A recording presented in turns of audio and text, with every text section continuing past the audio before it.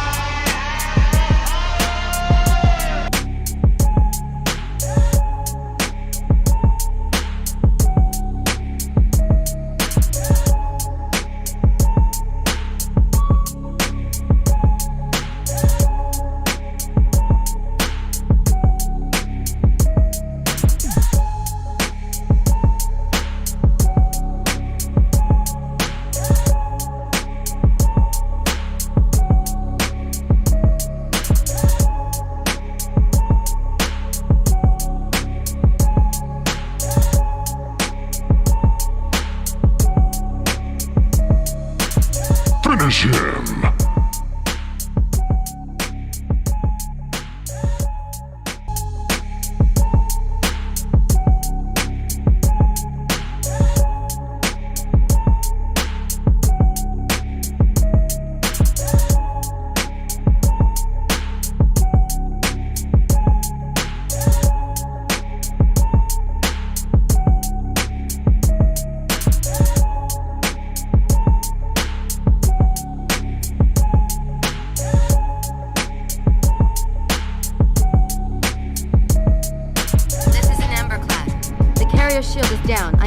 And ready for immediate assault. Negative, Commander. Not against a ship that size. Not on your own. Sir, permission to leave the station. For what purpose, Master Chief? To give the Covenant back their bomb.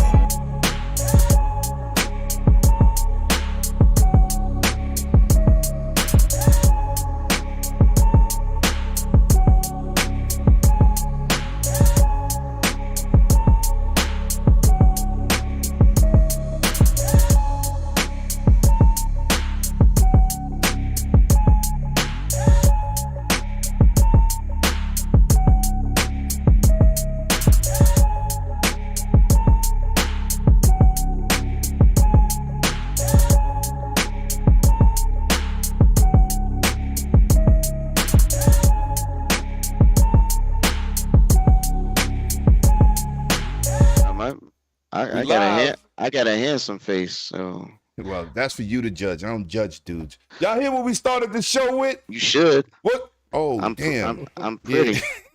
Yeah.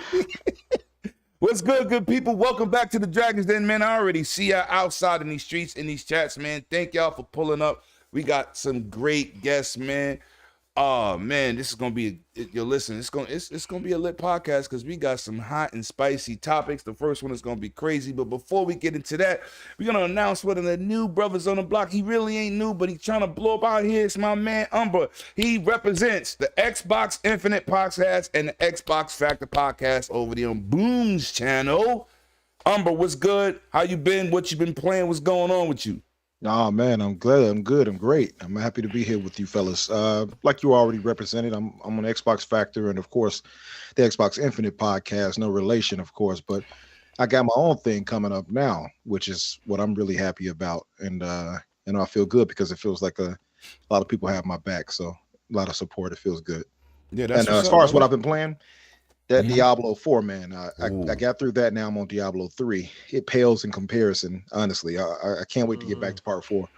And before I was like, I wasn't going to buy it, but now I'm sold on part 4 for sure. And yeah, that's really it.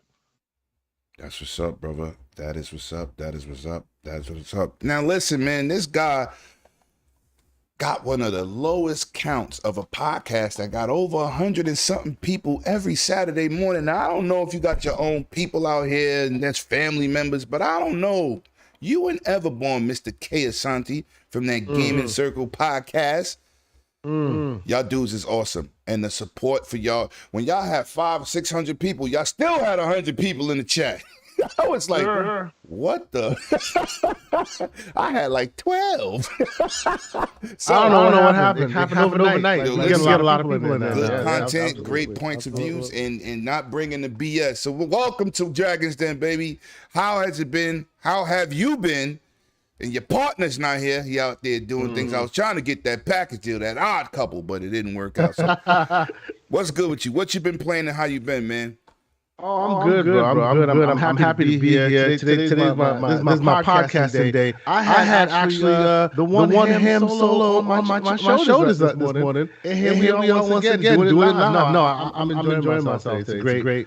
I appreciate being invited on the show. I always watch it. What I will say, what am I playing? Let's see. I finished Hogwarts this week. Nice. And people go, and then I say I finished Forbidden West this week, and people go, and I'm playing right now. But I don't like the game. I don't tell other people to buy it. It comes with an acquired taste, slow as hell. Sure. You see, what's his name? The homie Slow Backside says it's gaming NyQuil. That's what he calls it. Ooh. But no, It's I beautiful. finished the game. I actually like it. I gave it an 8 out of 10. I thought it was a really good game. But I'm invested. I played through the first one. Played through the second one. Finished it. Waiting for that new DLC. And I'm actually playing like in between the shows and whatnot. I'm actually playing The Last of Us Part 1 on PC. You're not playing it, you're watching it. I am playing. Yo, I don't know if you've seen my hype intro to let people know who you know. I called you the Gandalf. I know you're Gandalf the Grey, right? That's what you're doing. Thank you. Somebody hit me in my DM like, you call our brother Gandalf? I said Gandalf Grey. I'm like, I gotta get rid of these grays. What are we doing here? Yo, listen, do what David did, man. He just went all natural. He said, forget Oh it. yeah. This is all natty right here. This is what I do. It's fine. Some dude called me. Some of those on my podcast in the chat was like, "Oh, I appreciate the Kratos look." I'm like, that's a natural Kratos look. I'll take it. It's all good. Better than Gandalf. I'm just saying. Gandalf was the man. Come on, man. You know, He was carried no the series, doubt. man. Even when it was Gandalf the White, he was gangster.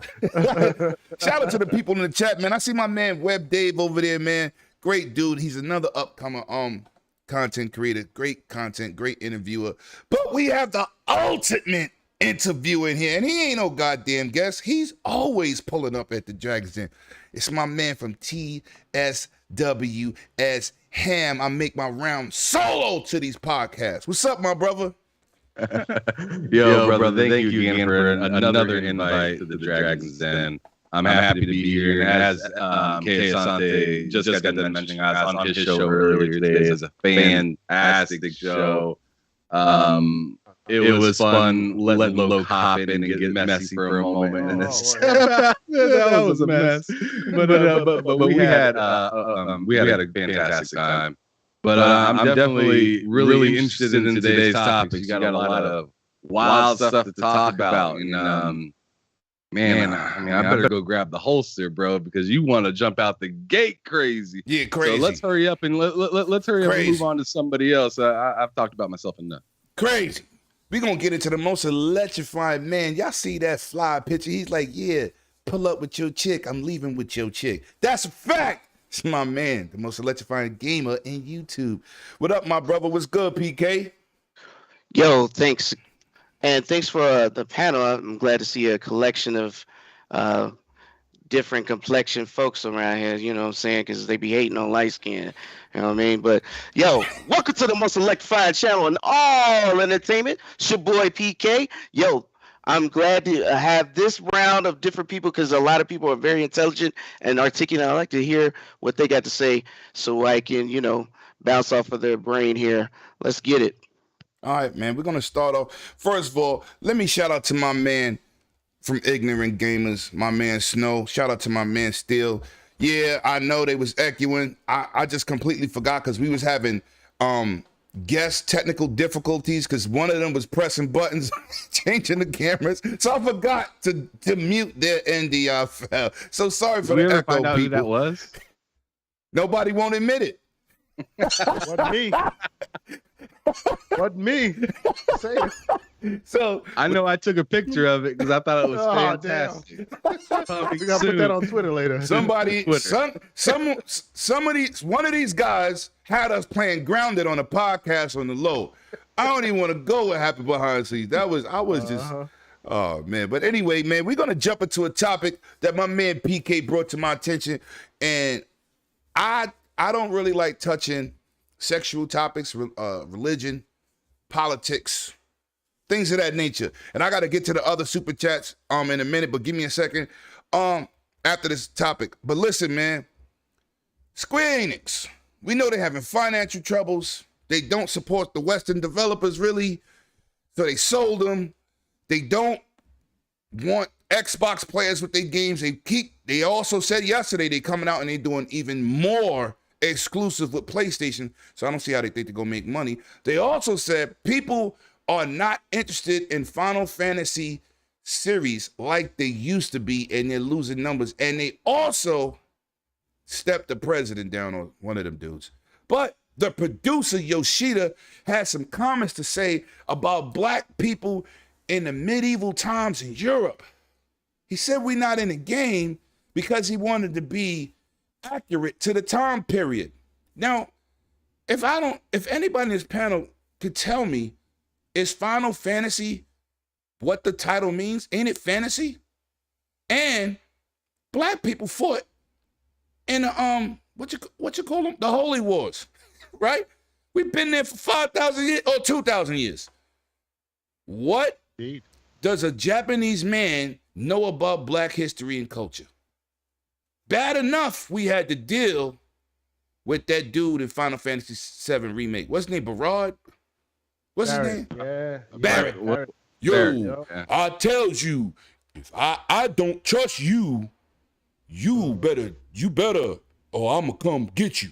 Remember when he told what's his name in the elevator? I was like, black people don't talk like that. So I think they have a huge disconnect. Me, myself, I will never buy a Square Enix game again after this dude's comments. But PK, you brought this up. Let's start with you on this, buddy. Talk to me. How did it make you feel? Because I know you definitely pro-black out here. I mean, somebody got to be. You know what I mean? Killing ain't fair, but somebody got to do it. At the end of the day, this was an interview he did with IGN, and they asked him about diversity. And his reply was political, basically saying, well, you know, I know this is a made-up city, but it's based on reality. It's like, you know, you can't have them both ways, yo. Are you saying a yellow chocobo that they ride around on for horses is okay to be in there, but black and brown people is not? Right? Are you saying the little white, the little teddy bear thing, the Kubos are okay to be in there, but black and brown people? And don't get me wrong, I want everyone to know this is the same dude who made Final Fantasy 14. So he's feeling himself because that's the most successful Final Fantasy game at the moment. And I say that because I say that at the moment because what else do they got? You know, what do we got here? Mm-hmm. So it's not the same directors for every Final Fantasy. We all know that every Final Fantasy has different stories, different everything, but it's still a damn fantasy. Nothing is real. It's over the top nonsense, and it's telling a story that can't be real. My thing is, when I look at this and he tries to spin it, and this tells me not only did he not do his homework to say, hey, this medieval times, what he said was it would be difficult to add all of these, ethnic people to the game, but in my mind, that's bull. That's bull, because we have lots of games that have multicultural backgrounds. Hell, even though you might not have liked 7 with Bear, at least they had different ones. 12 had a protagonist that could have been Indian American, and she was looking like a bunny. Point is, she was a different tone character.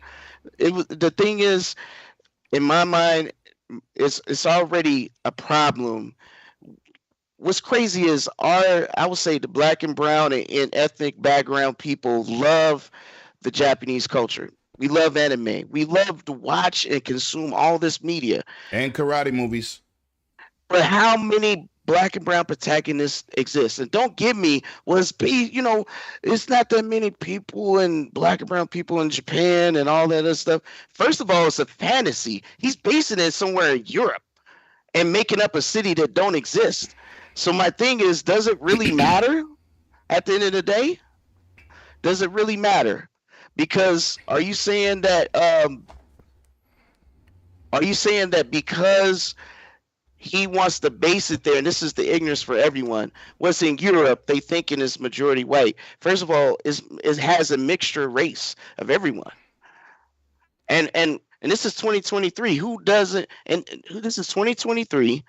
You making up a fake city. It's based on some fake crap. Like I said, they have chocobos. They don't have horses. Big yellow big birds running around that you ride on. Yeah, superficial ostriches. That's okay to have in there.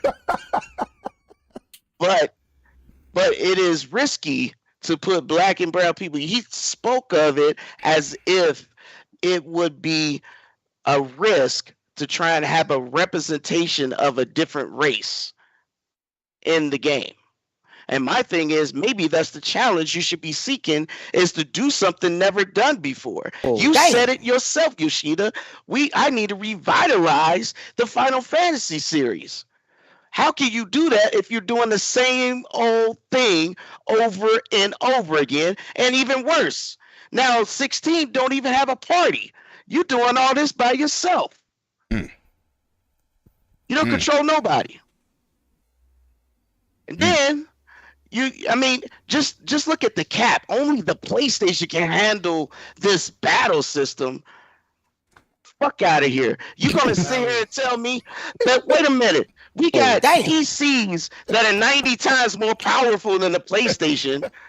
Have SSDs. I got SSD in mine right now. WD Black 850. Let me tell you, that's 3 times faster than the PlayStation. I have 3 of those in my box. They were $200 a piece. All right?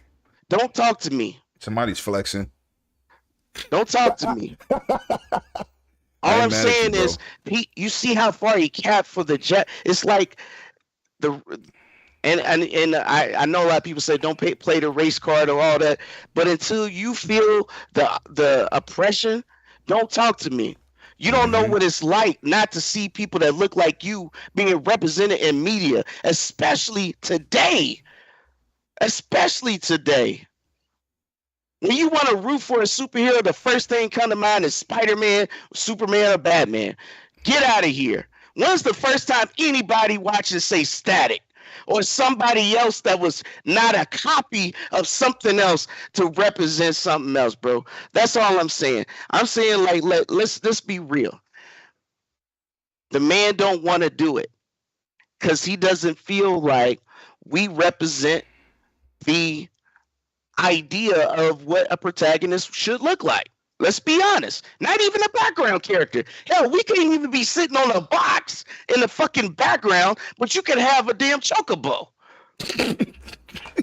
I'm sorry, BK. I'm sorry, bro.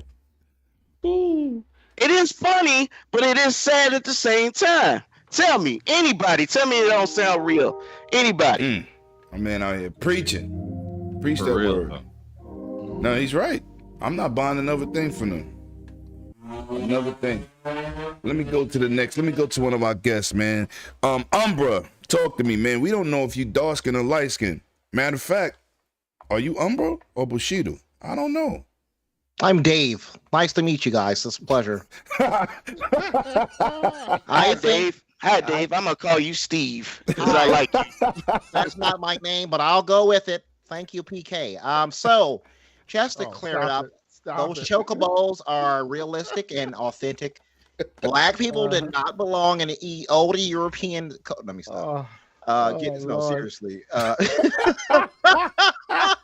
sounds like it hurt. My voice is way too deep to go that high. But I'm a vocalist, so I can manage it. I was convinced. I had you, huh? Yes. Hey, sir. I'm calling from. I'm gonna scam some people. That's what I'm gonna do. Yep. You're gonna be my first victim. Anyway, so the thing you don't ask my D, you good. So the thing about it is what's crazy, really, and I'm a dark-skinned brother, by the way, just to answer that question. Dark skins rule. Sorry, light-skinned brothers on the panel. Yeah, just to say. Did he just slide this on that show? Wait a minute. Yo, cut this man's mic. Wait. He didn't start over. He didn't start right over. Go back to Steve. You didn't start over. Yo, Asante, he's the dude you don't take to the club, Asante. He gonna start something with the bigger group of dudes and get you jumped. Let the black fellow speak for a second, please. They outnumber us, and you are not showing your cam. So Go ahead. Go ahead. I'm sorry. Go ahead. No, but seriously, what's weird about it, and I get it. Like nobody. Okay, let me rephrase this.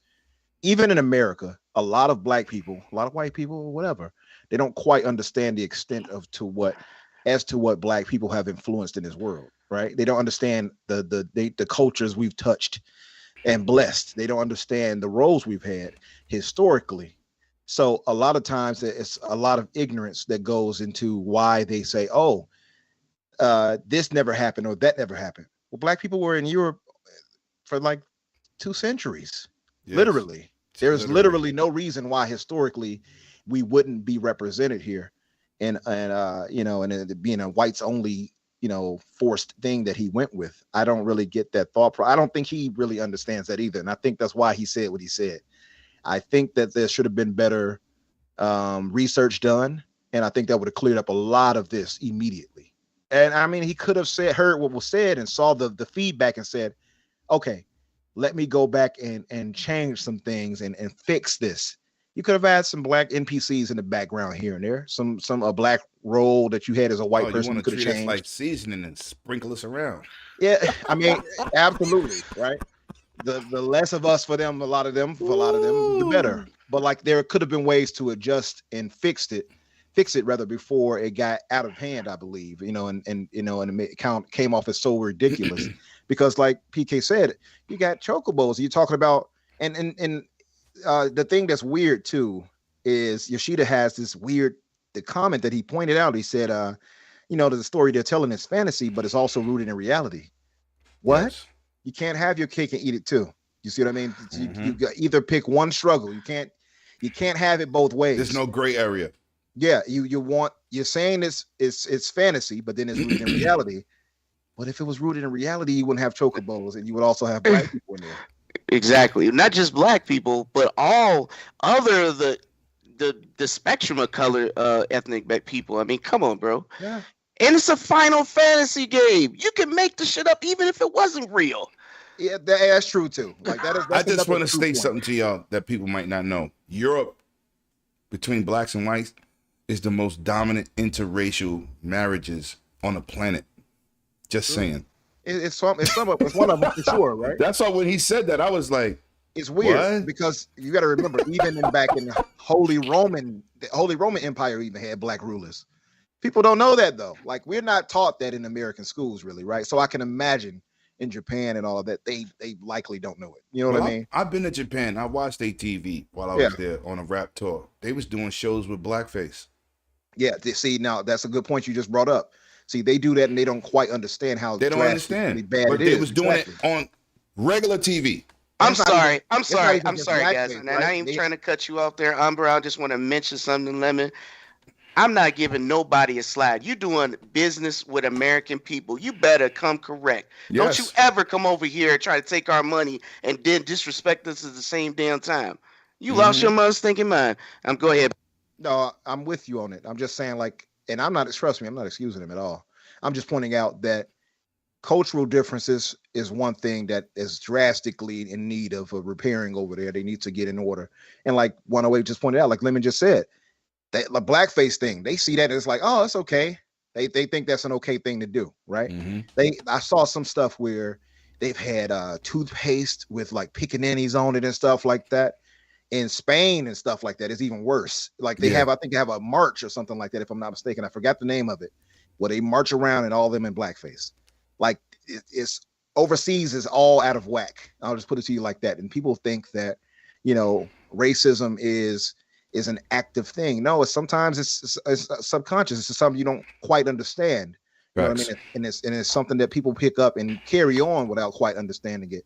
So my whole point is to say, it's like, I mean, you had the Moors back then who helped rule these places and helped establish order with Europeans back then. But see, people don't really quite get that. And again, a lot of black people don't even know that. So I'm only saying that to say, not to sympathize with dude, but just to point out the ignorance that he has here and what he said is for the lack of proper understanding and education on what the contributions of black people, what we've done in this world. You know what I mean? And that's what led to this right here. But again, I think that after this was brought to light, the correct move by him or Square should have been, hey, let's correct that. Let's add some black people in here and say, hey, we made a mistake. We didn't quite know this. I can accept that if you say, hey, I made a mistake. Right. But he doubled down. Nothing. He doubled down. No, he doubled down. He doubled down. He said it's impossible for him to add more ethnic people to his what? I wanted to smack his ass right then. I am going to smack him with my $75 in my pocket. That's how I'm slapping him. I speak with my wallet. Yeah, and I'm not going to try to act like, oh, Swear is just racist. I don't think that's the case, right? Like they just had Forspoken, as trash as it is, come out with a black lead character.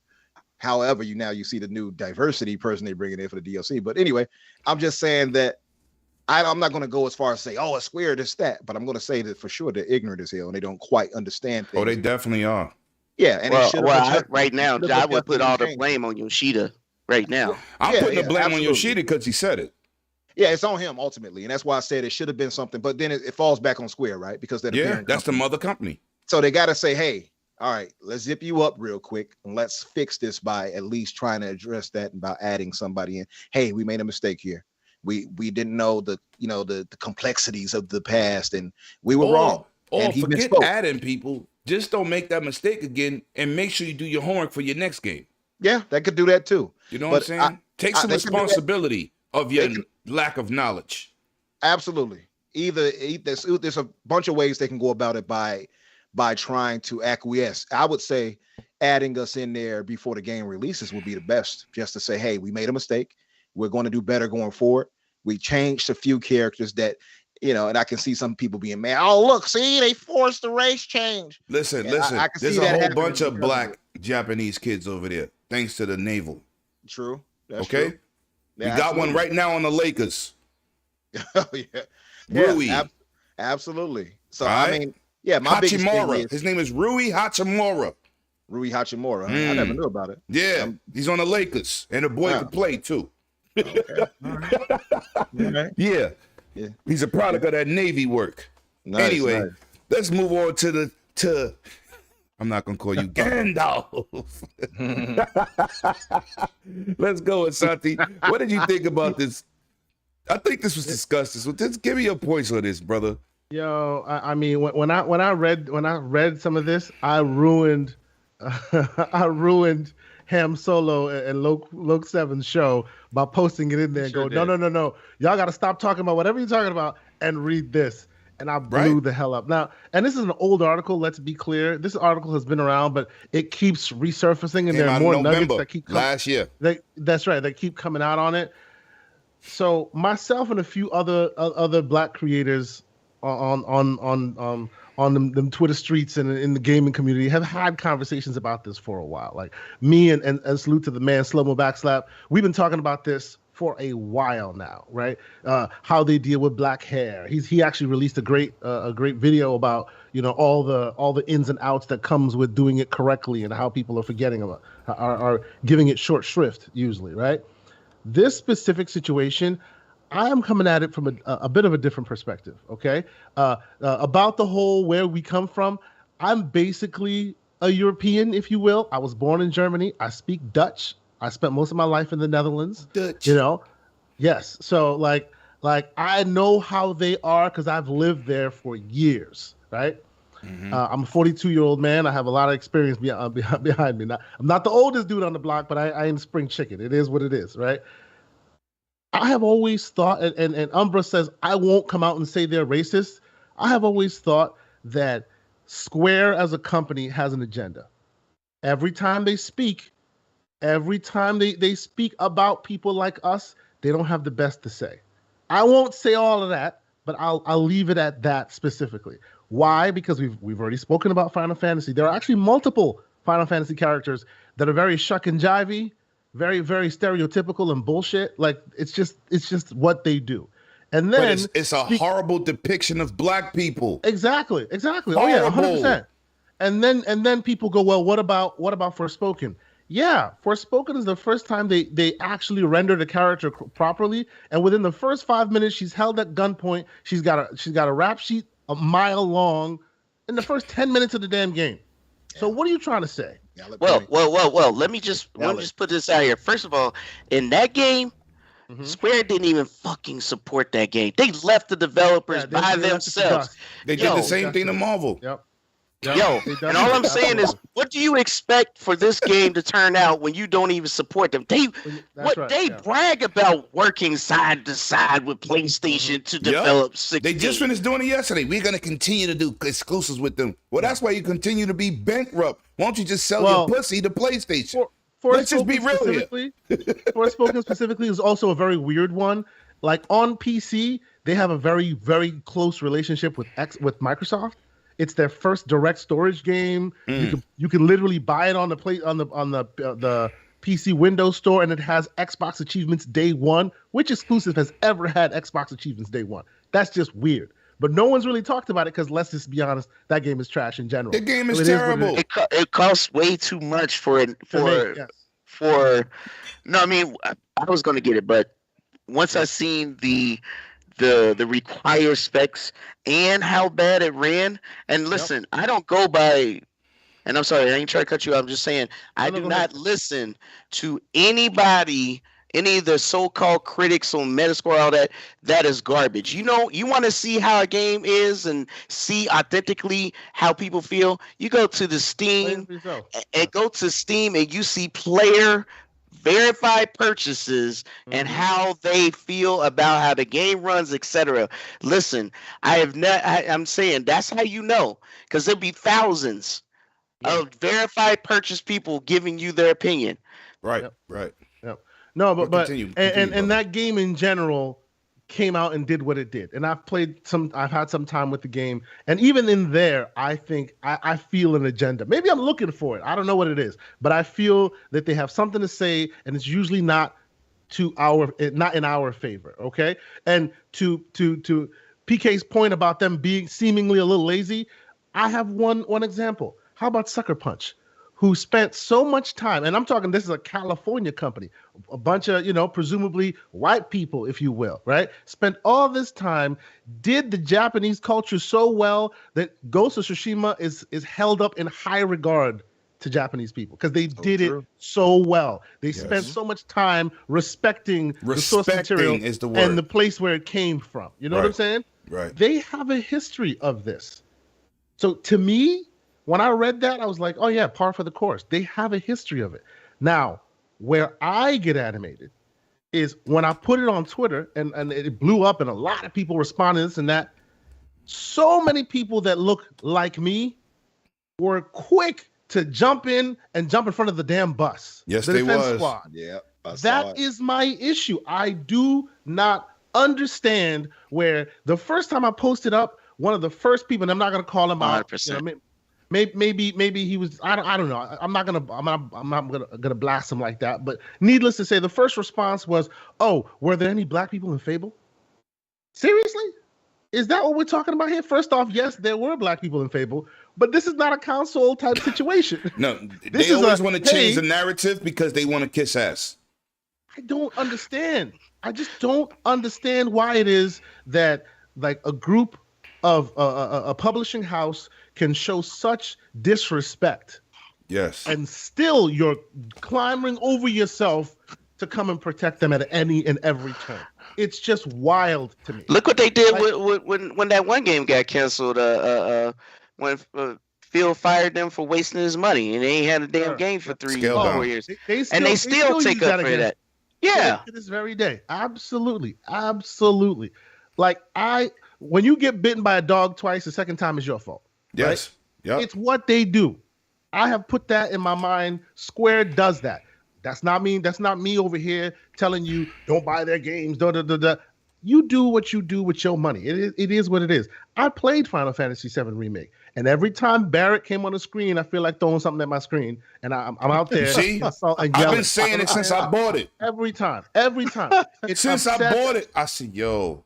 You know, it felt like I'm watching a goddamn Color Purple. Did you all see Dirk Griggity's comment? He said, Barrett said, "Who am you, sucker?" You know, right? Like it's just ridiculous. Who talks like that today?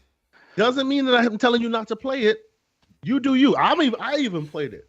But at the end of the day, when I see some bullshit, you got to call it out. That's a fact. And that's what that is. And that's what it is. At this point, it's not even, hey, why is Final Fantasy that way? Why won't they put black people in there? Because by and large, black people love your stuff, like to the point where they are in there, just the Japanese culture in general. There are people on Nintendo consoles leaving their what do they call them from that stupid game that took over the world during COVID. They're leaving them outside to tan them just so that Pokemon they look a little dark.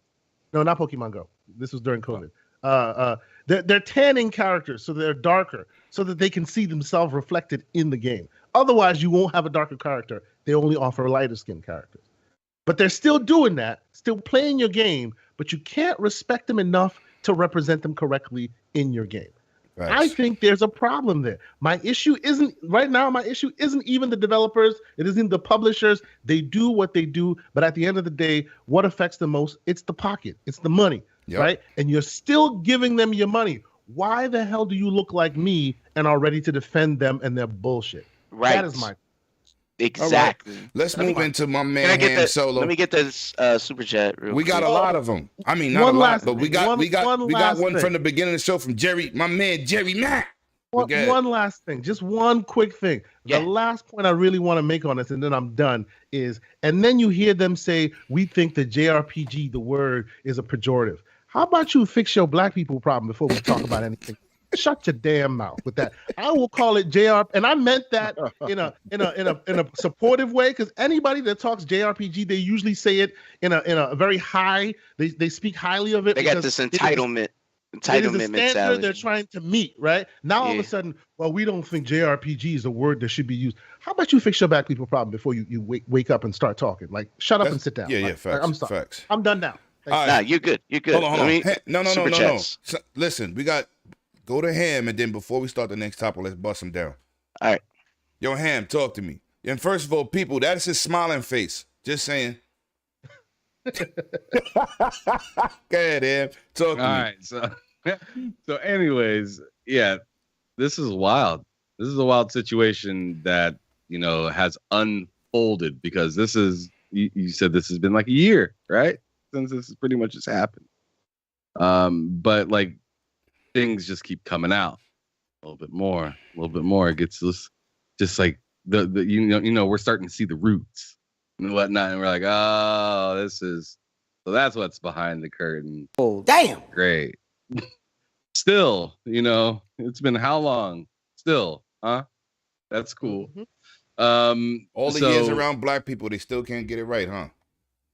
You know what this to me, it's just like, so many people are just too comfortable with being ignorant.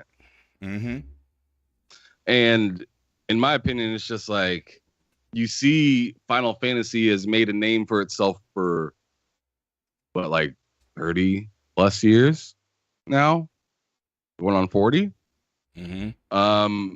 So it's been around for a hot minute. It's been around during some pretty awkward social moments in history and stuff like that. So yeah. But like what I'm getting at is you would not see the developers for Lies of P say something like this. You would not see the developers at Tango say something like this after getting into Xbox's pocket. Oh no, that ain't happening. You're not seeing these because it's not a normal thing to do. Mm-mm. It's just not normal. What we are looking at with Final Fantasy is people that can afford to be clowns, essentially. Mm-hmm. When you got so much money, you got so much hype, you just go outside and just do whatever, and you think everybody just loves it. Doesn't matter what you do, how disrespectful you are. He's feeling untouchable right now. Is that the deal? Yes, absolutely. Yeah, people start to feel themselves when they reach a certain look status. Look at the way the company has been moving. The entire company has been moving. They're rock with us. Their chest so hard that Dragon Quest people were just like, "Yo, I don't know about this." Right. Yeah. But how did it make you feel? Are you going to support their games? And I'm not trying to put you under pressure, my God, but do you feel like you shouldn't support them as a company after these statements? I feel like they continue to make it harder to do so, and I've never been a Square Enix fan. Okay. So when this whole stuff came out for Final Fantasy, I'm up in arms about the black people thing. I don't care about the game. That's why I took it. I don't play Final Fantasies. I've always thought they were. I'm gonna hurt some people's feelings real quick. I've always thought Final Fantasy was corny ever since 7 off of the original PlayStation. I was never a fan. Never ever a fan. I was just like, man. Well, you're like remake. This ain't it for me. Until he starts talking. I have remake. And I tried to play it. I was just like, the mechanics and everything are fun, but I hate the characters. I don't like Cloud. I think he's a piece of shit. I'm not a fan of Cloud. Okay, I think he's that's dumb. fair. That is fair. I thought he was an asshole right off the jump. Right when you turn on the game, he's a dick, and it's like, oh, that's annoying. You know what I thought about him? Ham? I thought he was the person who wrote the Ebonics dictionary. Oh Lord. That's I was like, that's what made me stop playing. I got tired of his cutscenes. Now, real quick. Some people say that when you bring that up, some people are quick to say, "Well, what about like Coltrane from Gears of War?" That's how we talk, though. I act like Coltrane. Thank you. You kind of do, don't you? My energy is like Coltrane. One dude told me the other day, let me put a new beat on his thing for Dragons and why he's so happy. This is gaming. Why the hell you not? Wait, you mad at me because I'm happy? How are we gonna call this a dude bro game and then get mad that Coltrane acts the way that he does? I like Coltrane. Well, you know, because the idea is he's also talking a certain way. But like to me, the difference is that is a black man. Like Coltrane is literally created by the actor. He is that dude. I met him one day in Comic-Con. He is that dude. He's as flamboyant, as ridiculous as you see on the screen. He is that dude. Great spirited too. That's right. He's not somebody. He's not a character that's been drawn to be stereotypical. He is just that guy. Right? Terry I always Crews think acts there's a like that. He wasn't written to act black. He was No, he just just acting. Being black, right? Listen, Terry Crews acts the same way. Exactly. Some of us got a lot of energy. My man, hip hop is the smallest guy in the world. This dude has a big personality. That's right. Huge. Big energy. It's just who That's we right. are. You got Asante. He might walk into the room and say, hey, how you doing? I'm going to walk into the room and be like, yo, what's up? I'm a 6-foot big dude, so I gotta talk small. See what I'm saying? I'm big too. I'm 6'5". Oh well, okay then. Never mind. King and goddamn Megatron walk in the room. Everybody shuts up. The sun goes away. No, literally. I'm not playing. Okay. They be like, they thought my man. Shout out to my man 100. They thought we was his bodyguards.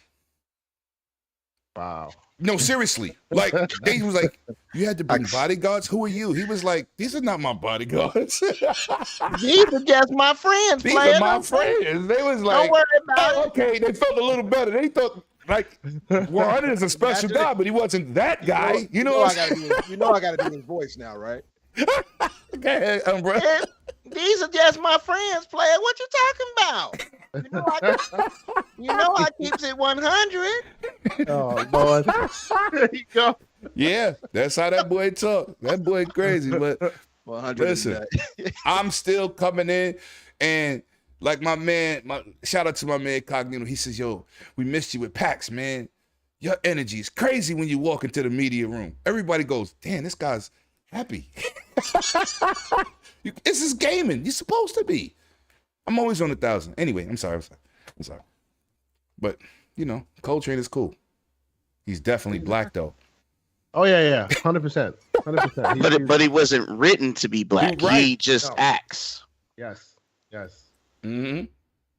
I tell you what it looks like.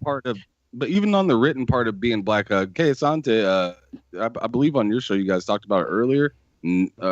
Nadine was voiced by a white person off of Uncharted, and Yep. There's a problem with voice acting. We did an interview on 4GQ TV with a female, me, Clowns, PK, and she was like the diversity in the voice acting. They got men portraying women.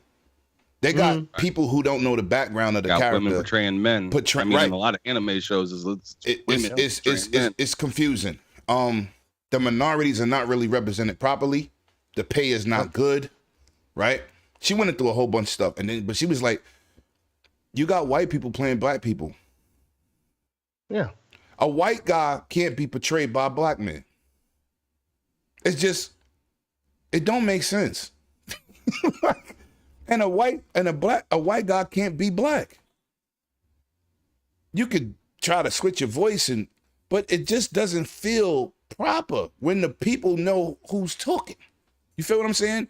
And then when she was like, loses a level of authenticity. Right. Then they got men playing women roles. Like, what are we doing behind the scenes in these games? Like, what?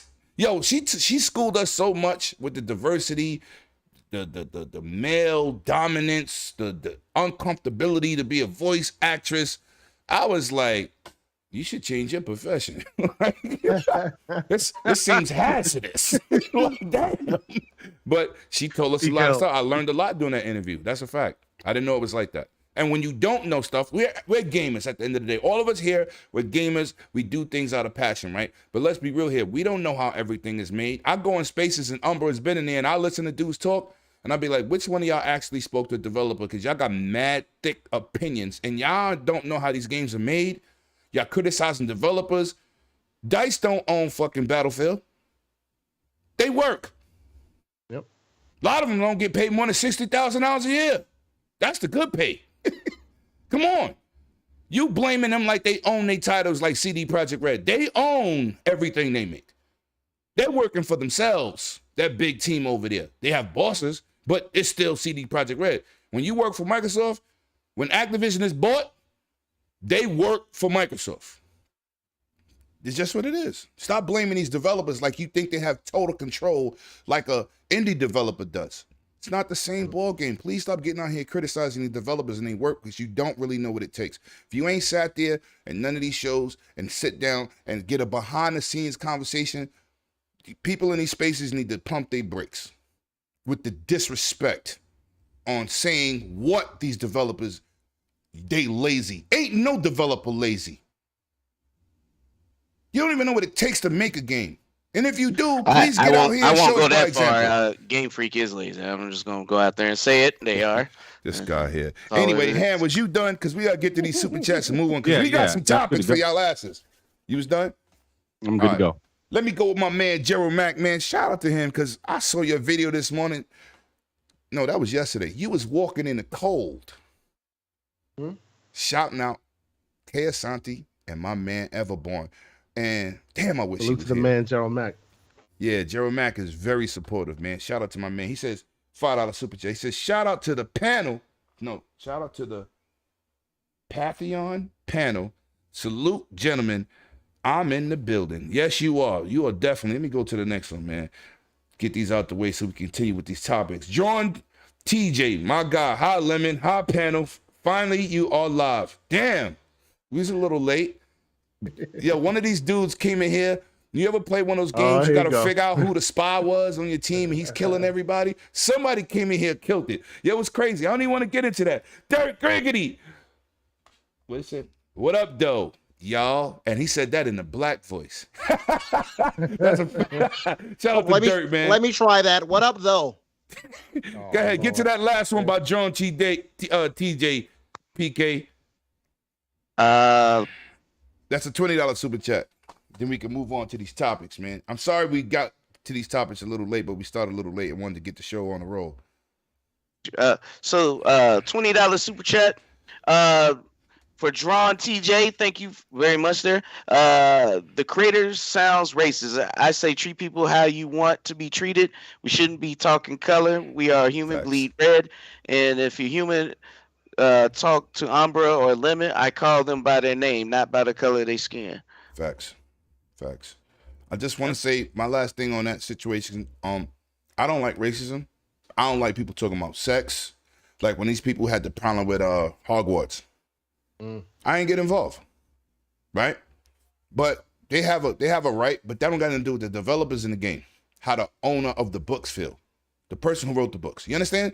That don't got to do with the game.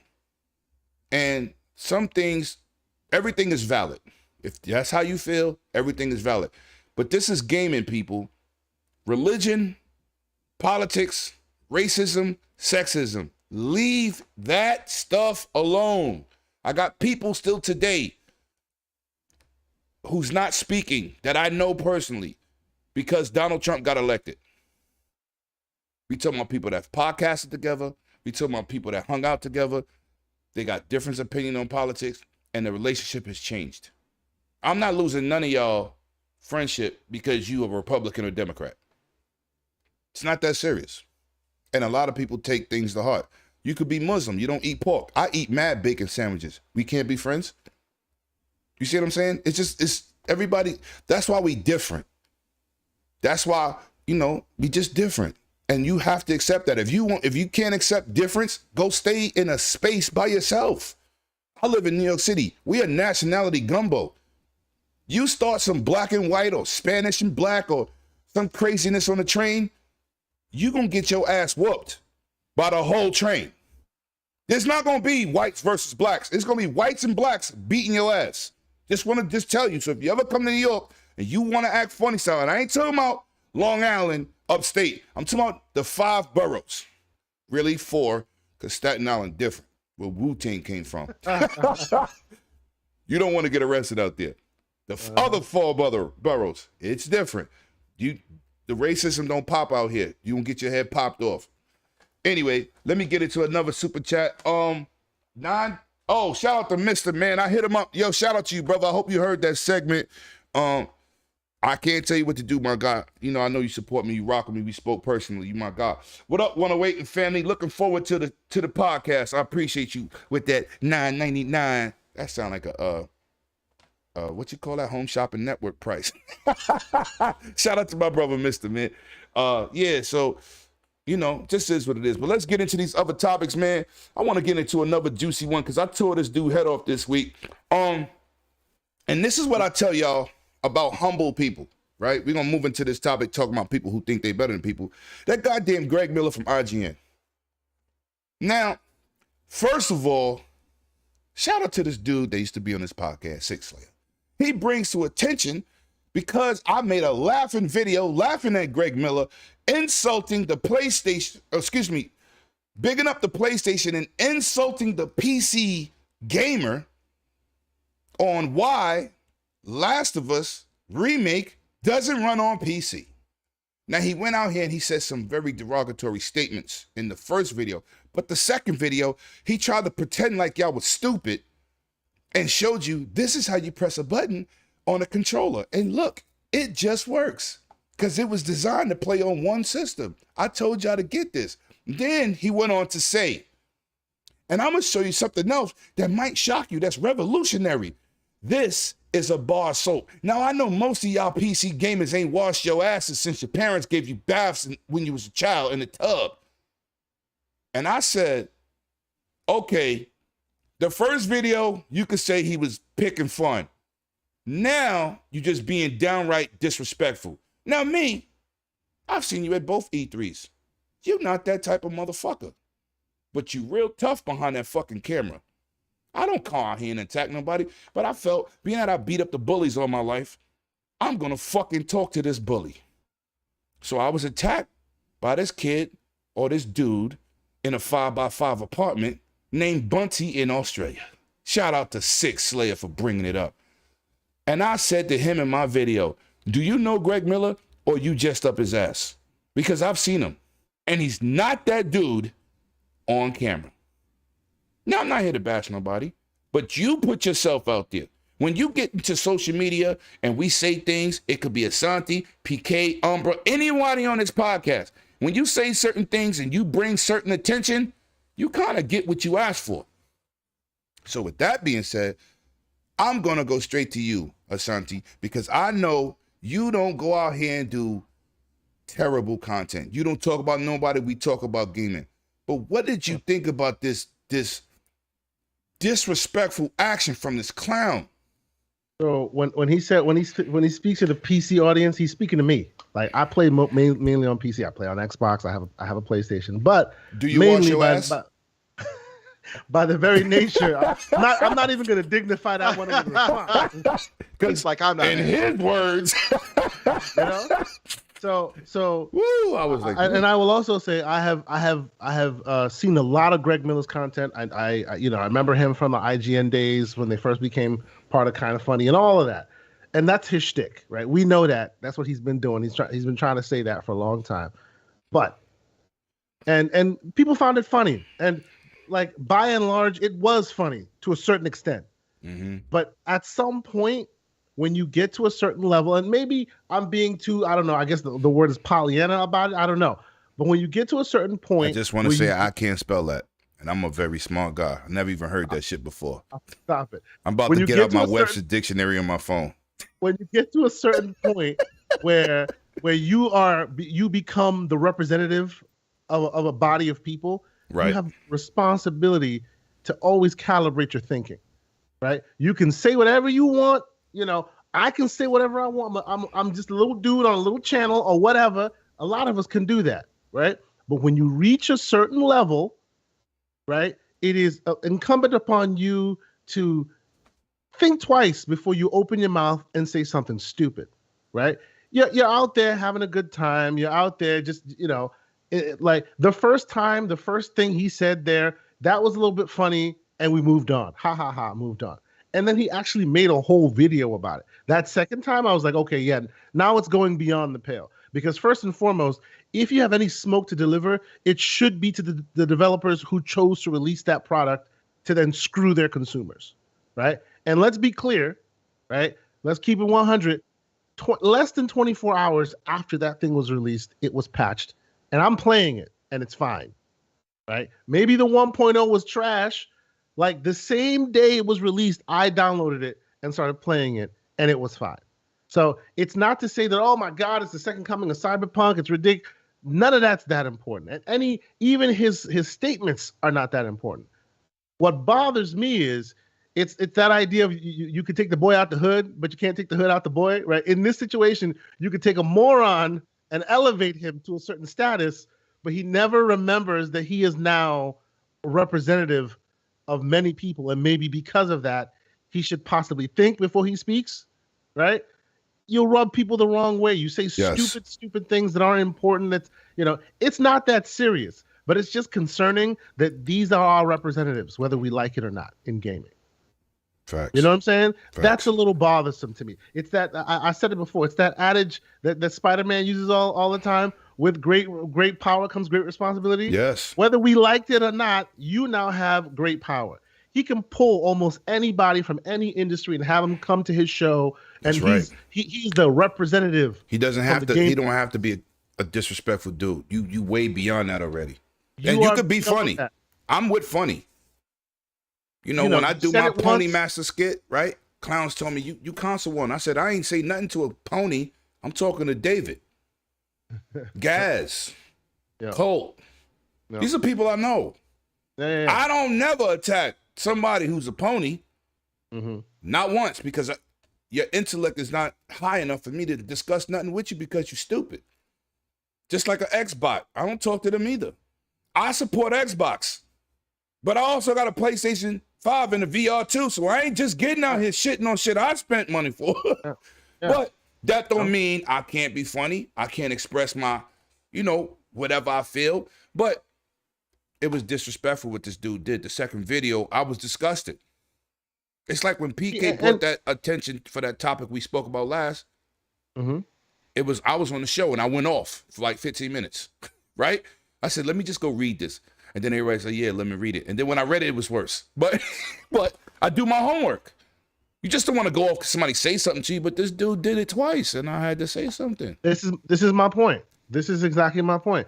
And when I say a person that represents us, I'm not, and I see you others, Ink, I'm not saying he represents you specifically, but when a person like you could take a Jeff Keighley as another one of those, right? When you get to a certain level, right, the outside looks to those who have ascended as representative of the entire body, right?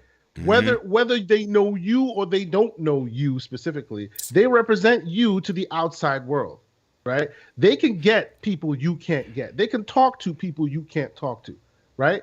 So, and I guess this is maybe integrity, or I don't know what it is, but I feel like when you get to a certain level, even now, where and you were saying this on the show early on, Lemon, that, how is it that you got so many people on your show, people in the chat?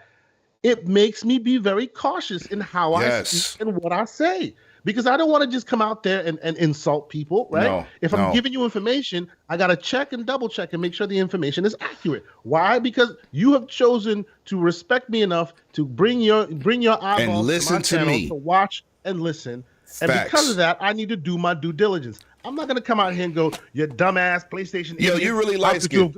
You're my light-skinned twin brother, because I say that every time. We have a responsibility to give people the truth. It's too many liars out here. Everybody be lying for clicks. We grow slower so let's because be we clear speak here. the truth. This is not about, hair on fire, this is terrible. This ain't that deep. No. It's just a little bit disconcerting that somebody at your level doesn't think beyond yourself. It's a little shallow thinking. That's all I'm saying. Facts. That's why when I did my video, I did my shout out, and then we're going to talk about Jeff Keighley and his gangster moment. That was crazy. But I also posted a picture with me and Jeff because a lot of people talk, but y'all not outside. So I always show credibility. Like, I don't care what my subscriber count is. I'm out in the real places with real people. No matter what you may think you a keyboard warrior doing. And anyway, he's a decent dude. I met that guy once. He is. He just very nice guy. But we have preferred platforms. Me and you like VR. You think I feel stupid for buying a PlayStation VR? I hear people say, it's trash. Gran Turismo sucks. But in VR, it's a new experience. I don't care. It is what it is. I also got 2 Series X's. You gonna be mad at me for that? Why you need 2? Because I wanted one. I wanted 2. I got a Series S and a Series X. I had an X. I had an opportunity to get an X for $230. Okay. And I got rid of my S. That's how I got it, Go. because I There originally you got the S for 140 because somebody was trading it in during the pandemic. That's a good. You know, price. you go. It was in the packet. It was wrapped up. I called David like, yo, look what I just got for 140. He said, how you pull that off? I said, the scalpers trading it in. GameStop is gonna give you what the trading price is. So whatever they charged them, I said, here, I'll take that. Because I got people in GameStop, they take care of me. But anyway, let's keep it moving. Umbra, my guy, man of many words with most meaning. What you think about this whole Greg Miller debacle? I'm gonna be honest with you, and I don't know how you all might feel about it, because I saw a few people's takes. I heard Kay, I hear you guys, and I do understand what you're saying on it. And you're not wrong. With great power comes from great responsibility. I even watched Steel Rain earlier today. Shout out to my brother, light-skinned brother.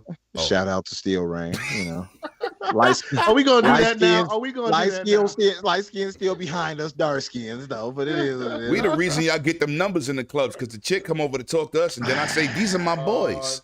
Oh, here we go. Here we go. Oh, you know what? I ain't gonna even go that way with it. No. I ain't gonna even go that way. No.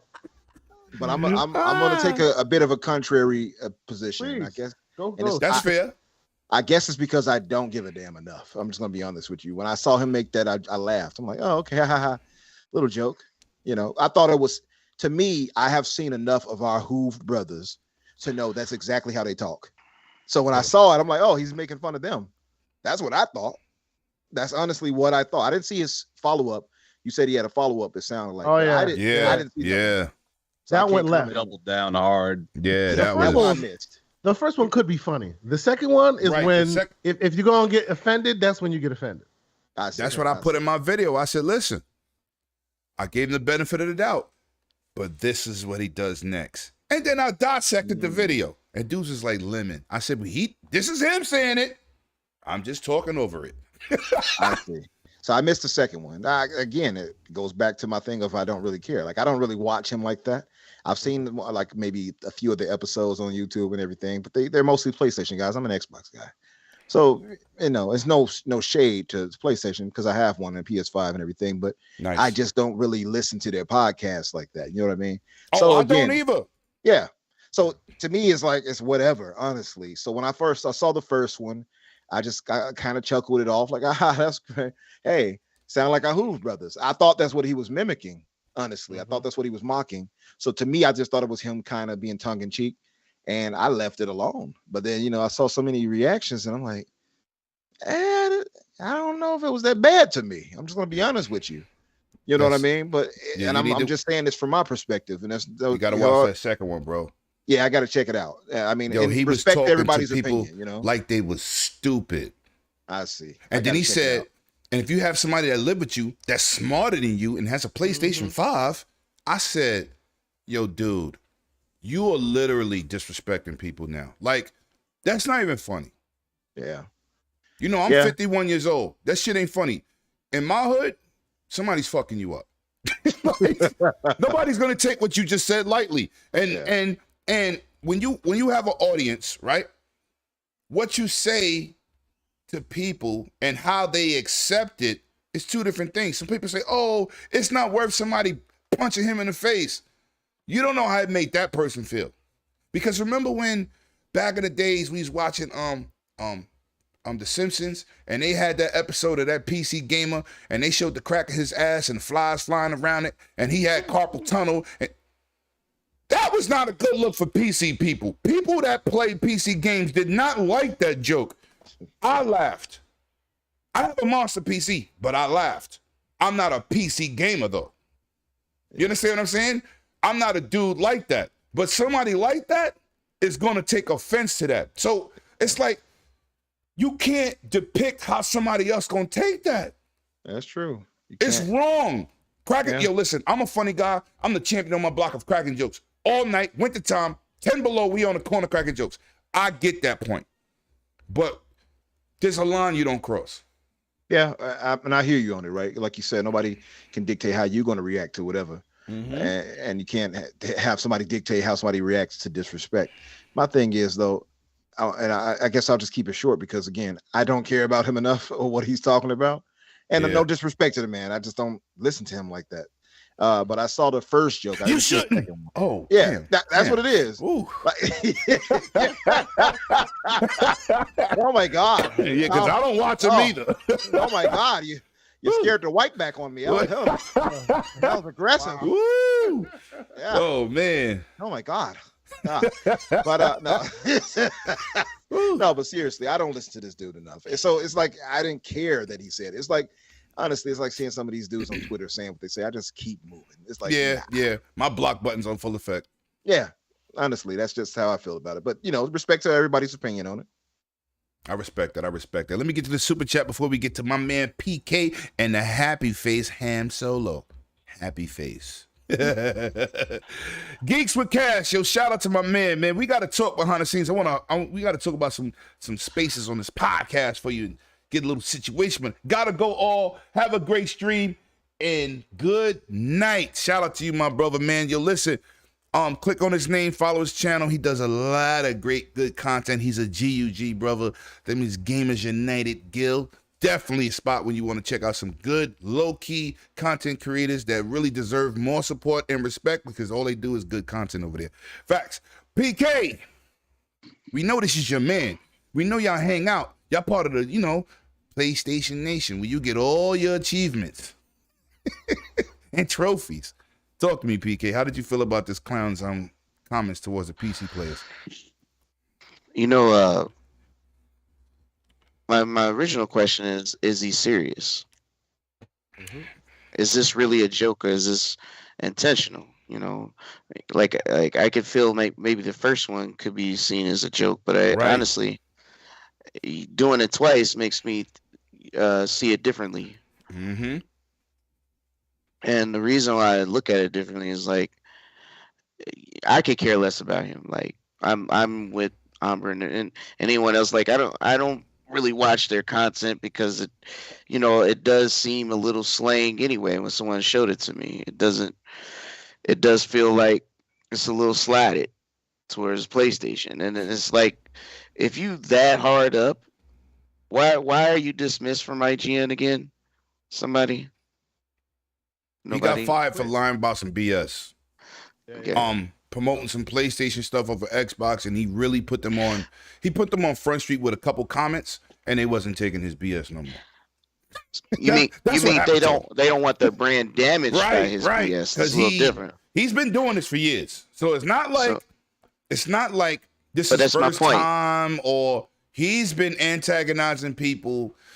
Jeff Keighley doesn't take shots like that. He does it more classy, right? But he does take shots. Don't act like he got a whole show when he's throwing shots. Listen, but hold on, bro. Hold on. The PlayStation Awards. Remember that? No, facts. But he doesn't do it like Greg Miller. No, yeah. It's a difference. Greg gets in your face. Right. Greg gets in your face and acts stupid with it. Yeah. Right. Yes. And I'm with you, Little Ray. You right. Go ahead. Low key. Go ahead. Continue, PK. I'm sorry. Hey, listen. I'm okay with anybody having preference on whatever they want to play. Mm-hmm. But as a gamer, I'm a consumer first. Mm-hmm. There and Rain, if you out there, this is my saying. I've been saying it all along. Play games and not companies. You know why we do that? It's because we don't own none of this. We don't own these companies. All we do is giving them their money. Right. And what I'm saying is, if you like to play this 6-year-old game that's been remastered, remade, revision, or whatever 99 times on PlayStation, that's cool. PC guys are not waiting around waiting for a PlayStation game to show up. Trust me, they're not. There's way more games on PC than consoles combined. All right? True. Not to mention, they can play it at higher fidelity. Not everybody. Let's not get crazy. I said can. It's an option, but it's costly. But it ain't $500. But the major difference between playing something on a PlayStation versus playing on PC is if I buy it on Steam, it's in my collection forever. Even if it's delisted. Facts. Right. I don't have to worry about PlayStation deciding if you can take your games with you or not, and I have to buy the remaster, revision, read whatever. or director's cut just to play it again because it won't play on my next. I don't have to worry about that. Nope. And my thing is, it might have been designed to play on PlayStation, but guess what? The PC guys, you need to win their trust if you think they want to invest into your ecosystem. And if you blowing it like this, let me just say this. This ain't the first game that came out broken. No. Almost all the PlayStation games, Days Gone. Spider-Man. I own them all. Horizon. I own them all on PlayStation, and well, I won't say all of them on PlayStation, but some of them I do, and I bought twice on PC just so I could play it at a higher, like Spider-Man. You know, I bought that high fidelity, twice. Right? But you know, everybody Final ain't got that Fantasy PK twice. money. Actually, I bought Final Fantasy 3 times, but don't judge me. 3 times. Oh, whoa. Yeah, I bought it on Epic because Epic did the same PlayStation thing where we're not gonna let Steam have it for another 6 months, and then it comes to Steam and. But anyways, my point I'm making is that he disrespecting the whole community because he's not part of it. The biggest community, technically. What makes me wonder is, does this man not have money? Because how can you diss PC when you need it to do content, that you need it to do the things that matter? The whole base architecture is from PC. You literally using part of AMD's RDNA 2 architecture, part of it, for PS5. If it wasn't for AMD and Microsoft partnering up, we wouldn't have RDNA. Talk your ish. Let's go. We wouldn't even have this.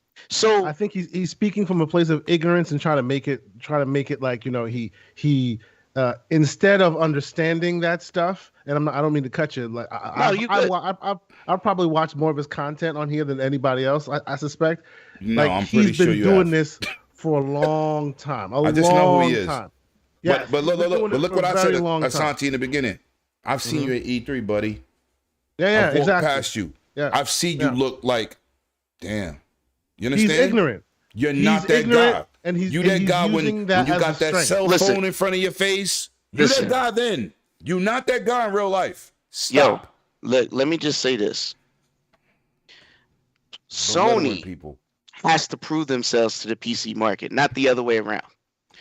You have not seen ever a Microsoft published game launch in such a condition any of the launchers on PC. Any of them. I don't care if it's Steam, Epic, or their own. You've never seen it, and it will never happen. You know why they're always the top 10 best sellers on Steam every time it launches? Why it destroyed Forspoken's Hi-Fi Rush being half the price and still destroyed it? Too. It's because they never would launch a game in such a broken state, but these Japanese companies will. And won't give a damn because they generally have some sort of entitlement on their name alone, thinking it's going to carry. Let me just tell you, and I know I'm talking about Square or nothing, but check this out. Namco Bandai don't care where their games are published. They will get that bag. I don't care if it's mobile. I don't care if it's Switch. I don't care if it's PlayStation, Xbox. Guess what? They'll put Dragon Ball on 99 different places they can just so they can sell another Dragon Ball game. All right? Naruto, whatever. Tell me, am I wrong? Somebody. No. You're right. You know why Square's hurting? Because they keep bending over, taking that upfront $10 million money when they could be making $200 million. You know why? Even though Final Fantasy VII Remake is one of my favorite games, it still did not hit those numbers like Call of Duty and all the other Western games. And they want that money, but they can never show up. You know why? Because you keep blocking and not showing up. Sony needs to get with somebody that knows how to do ports to PC, period. They do. They did bought Nixies, but I told there's not enough people. Hold on. This is what I said. When they bought Nixis, right? I said, that's a good company to help you port a game from year to year. They can't do all your ports. Eventually, your 3-4 major developed first-party games are going to have to be done by those studios. And they have no experience on the PC side. for different variations of PCs. We all know. I ain't gonna go into numbers. They don't have that goddamn experience. But that's what I'm saying. Hold on. Nixus didn't do this game, and look what happened. Iron Galaxy did this one. Right. Iron Galaxy. But my point I'm making is you're pushing stuff. It's your reputation, right? PC gamers are not forgiving. All right? If you keep doing this, they're going to give up and just keep it moving because they're not going to keep wasting their money. These people on Steam are purchasing. They don't, and it's funny because Game Pass also exists, but a lot of them still go and buy their stuff on Steam because that's where they're comfortable. That's still okay. Does Microsoft give a damn? Nope, because Halo still sells, Forza still sells, all their games still sells on Steam, and they don't care. But they never release it broken because their reputation matters more than their brand name of ensuring that quality comes first. Facts. You cannot sit here. I swear, I like Days Gone, right? Detroit Becomes Human, my favorite game on PlayStation. Nobody even likes it, but I love it. It sold 2 million copies in the first 3 years. Yo, I showed my PlayStation, my PlayStation published games. You still got to get back to Greg Miller before we move on, PK. Yeah, we got to go to Ham. But I'm just saying, this is what I'm talking about. Greg Miller is part of the problem. Instead of being celebrating or trying to be empathetic, he's enjoying someone else's despair of dealing with an issue. Because that's what pissed me off more than anything else. If you go to a car dealership and buy a car and it turns out to be shit, that don't mean your neighbor should be laughing at you. I told you so. He's basically saying to the piece, "Oh, it's not working. Good for you. I told you. You should have bought it on a PS5." Hey, look, I know some people. You know how many people bought this thing, and you're making fun of their disappointment, the performance of the game, not being able to play. Why would you do that? So but hold on. How do you literally think that would be funny? Yo, I get it. He might have been joking. Might have been. I'm not saying. I'm saying the second video made me feel like he was damn serious. This is intentional. Yo, this man is to me, and I'm gonna say this to everybody watching. I feel like he look at PlayStation like a religion. This dude feel like you are disrespecting my piece of plastic because you decide to buy it on something else. How does buying the game on a platform that has no impact to what you're playing on hurtful and disrespectful? It's actually beneficial. And on top of that, it's your money. I don't pocket watch. If you want to buy 3 or 4 PSVRs, go do it. It doesn't impact me anyway. Got to move on to Greg Miller, bro. Yeah, I mean, that is Greg Miller. Yeah, go ahead. Ham, talk to me before we go to the next one. So, to be honest, when I watched both videos back to back. And when I watched the videos, I'm going to be honest, I was laughing. I was laughing the way that I laughed when Will Smith slapped Chris Rock. Where it was like, wow, this is funny, but extremely awkward and inappropriate. Right. And the way I kind of looked at that after kind of, having some moments to reflect, I was just like, although it was funny, it's just kind of, it's kind of like that reality again that I talked about earlier, where it's just like, dude can afford to be a clown. If that was a black creator, what would have happened? First of all, I probably wouldn't have got any viewership. Damn. He said we're not important enough to listen to anyway. We're not important enough to do a history on us and voice us over properly in games anyway. So who the hell are we? Shout out to Square Enix. So I just think it's I think it's kind of disheartening to see this in a community that seems, or, you know, I mean, obviously it's a facade for many. And it's something important. Like, we need people to try to, like everybody wants people to take gaming serious. Am I correct? Yes. So if I were to holler at somebody that's not into gaming, but then but then they decided, oh, sure, like you convinced me. Starfield's coming out. I want to get into it, and I want to follow some of the people and stuff like that on Twitter. Mm-hmm. Is this your king? Is this your king? Let me do it like that. PK is the worst. You go get them signed up and whatnot. They're all like, oh, this is cool. This is nice. This seems very adult. This seems pretty dope. And then they come back to you later being like, it's kind of weird.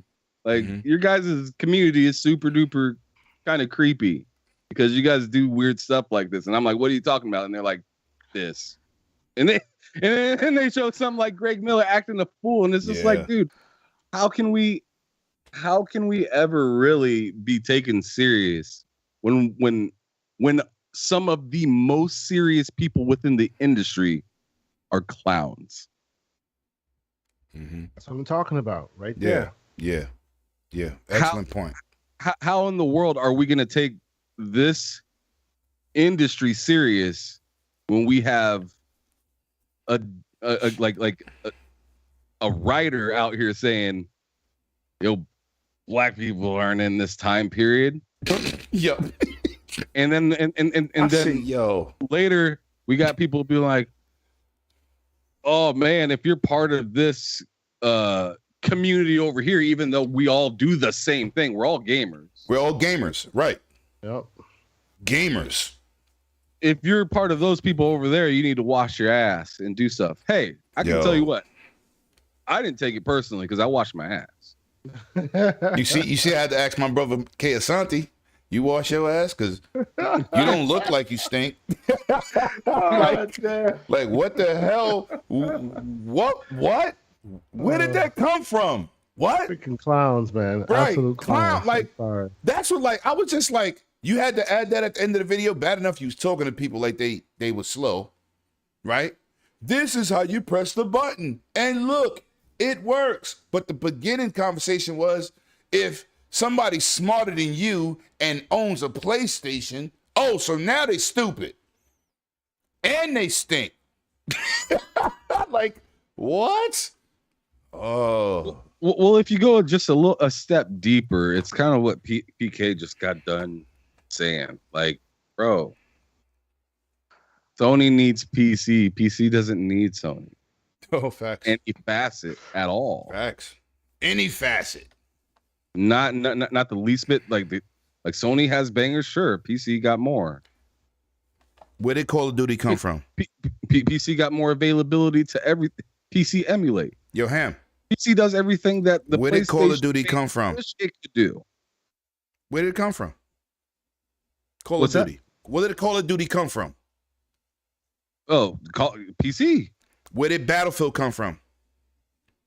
I'm assuming PC. No, it's a PC. I've been playing on PC. I formed my clan, the Runaway Dragons, 20 years ago. And I brought 2 games to them. And we used to play on game battles. You know what the games was? Ghost Recon and Rainbow Six. PC games. If somebody's grown up today, they think those are console games. No, they came from PC. Bungie was a PC developer. They wasn't console developers. They put their first big, most popular game, which is Halo, on Microsoft console. But they came from PC, basically the original place where you play games. Commodore 64, anyone? C++? You want me to keep going? I'm old. You know what? I just thought about something. For somebody Like- have a nerve to talk about somebody washing his ass. He does look a little moist walking around in his beard and everything. I don't know, man. He might need to get some new drawers his damn self. We're gonna move on, but I am gonna say this: the You worst know, he part, look like he smells like he do. Like I'm just you're being horrible. honest. You're horrible. Oh, He smells my like goodness, old ass get me. pig skin. But we ain't gonna go there. What damn. really pissed me off is the black dude shucking and jiving on the show. Yes, I'm boss. He sound like Barrett. Agreeing with boy. everything he said. And I said, I know he's paying you a check, but get some goddamn integrity. You understand what I'm saying? Like, come on, man. You can't. Yo, look, I got some friends. When they do stuff, I go, yo, bro, that's not it. I love y'all. That's not it. That dude was shucking and jiving. Crambone. Anyway, let's move on, man. Now, let's talk about this. These are lighter topics, man. Anybody could go. Microsoft drops $1 Game Pass promotion. Anybody. Don't y'all all Damn talk? time. Yeah. It's been there too long as it was. Like how many Right. businesses, you know? Who 6 still, years? who still uses that? Who still uses that? Like, there are other The deals same to be broke had. PlayStation dudes who want to sneak and play Game Damn. Pass. Oh, and they want to play Oh, Hi-Fi that's Rush. They like, genuine. oh man, I gotta sign up again. Change your new, like, you must be what, like 5-6 email addresses deep at this point. Then that's ridiculous. Yo, Santi, I never Wait a seen this minute. side of you, bro. Wait a You minute. giving What do you off some think? smoke. What do you think they do for their PS Plus when it runs out? Oh, oh my God. Oh my God. Let me They've been get to doing the, this for years. What are let you me get to talking the super about? chat for one of y'all. Go, my brother. His podcast is right after this. 2 hours later on the West Coast. My boy 100. I seen you dropping them flicks, man. Shout out to that $10 super chat. Let's go, people. Yo, listen, man. He was. Yo, I don't know if y'all seen my video. It's so hard to say goodbye. To Bye. yesterday. There he goes. I knew it. Come on, we can do it. We can do Hey. it in here. Let's go. I'm already signed to WBG Records with Dirk Rigged now. He's in WBG Records. Shout out to Dirt and Sean and the squad over there. And TTS. They let me come on in and act the fool all the time.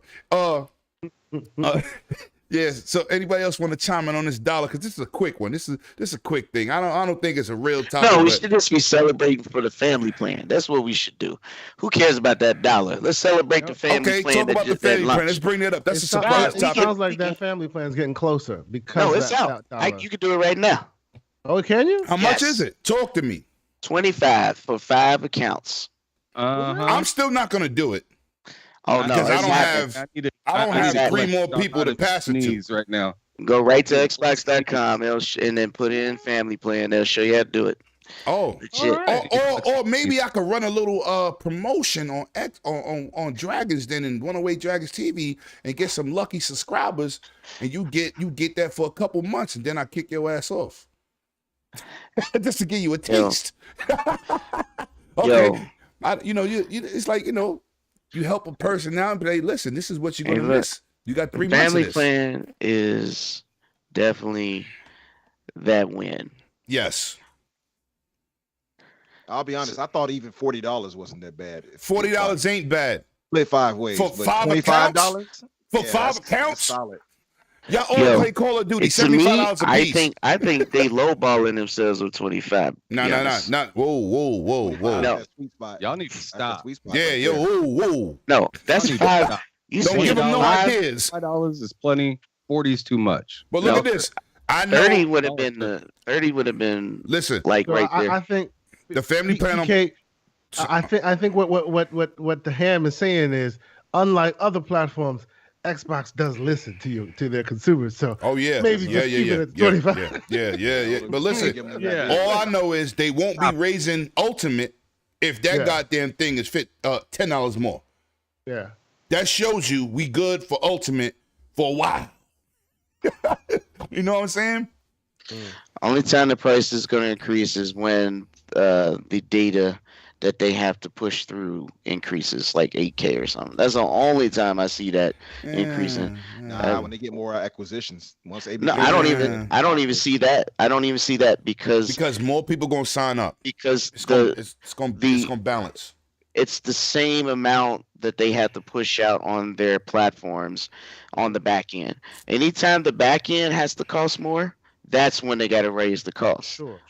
Yeah, but you don't think they'll just do that because and I'm not saying I disagree with you, because I don't disagree with you. It's all based on the Azure bandwidth. Right. But don't you think that, well, because for a while now, right, and this is just me playing devil's advocate, for a while now, they've been able to shine without what is considered bangers, right? They have these gems here and there, and then every once in a while they hit you in the head with something unique, something great.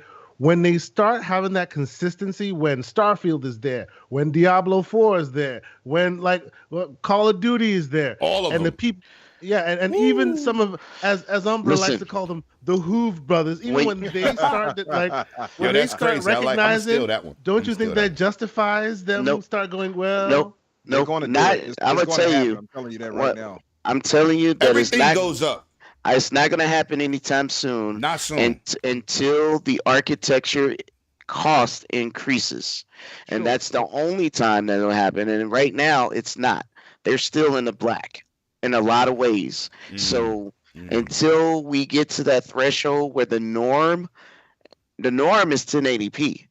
Yeah, when we get to the point to the norm is 4K, and we're trying to establish an 8K or a 6K or a 5K or anything higher than that, that's when you're going to see that huge amount of different costs. It's going to be another tier is what it's going to be, because the cost to push that kind of stuff is impossible in our current technological world right here and sustain it. So in order to sustain that, you got to convince so what they're doing it right. They're going to build their stable.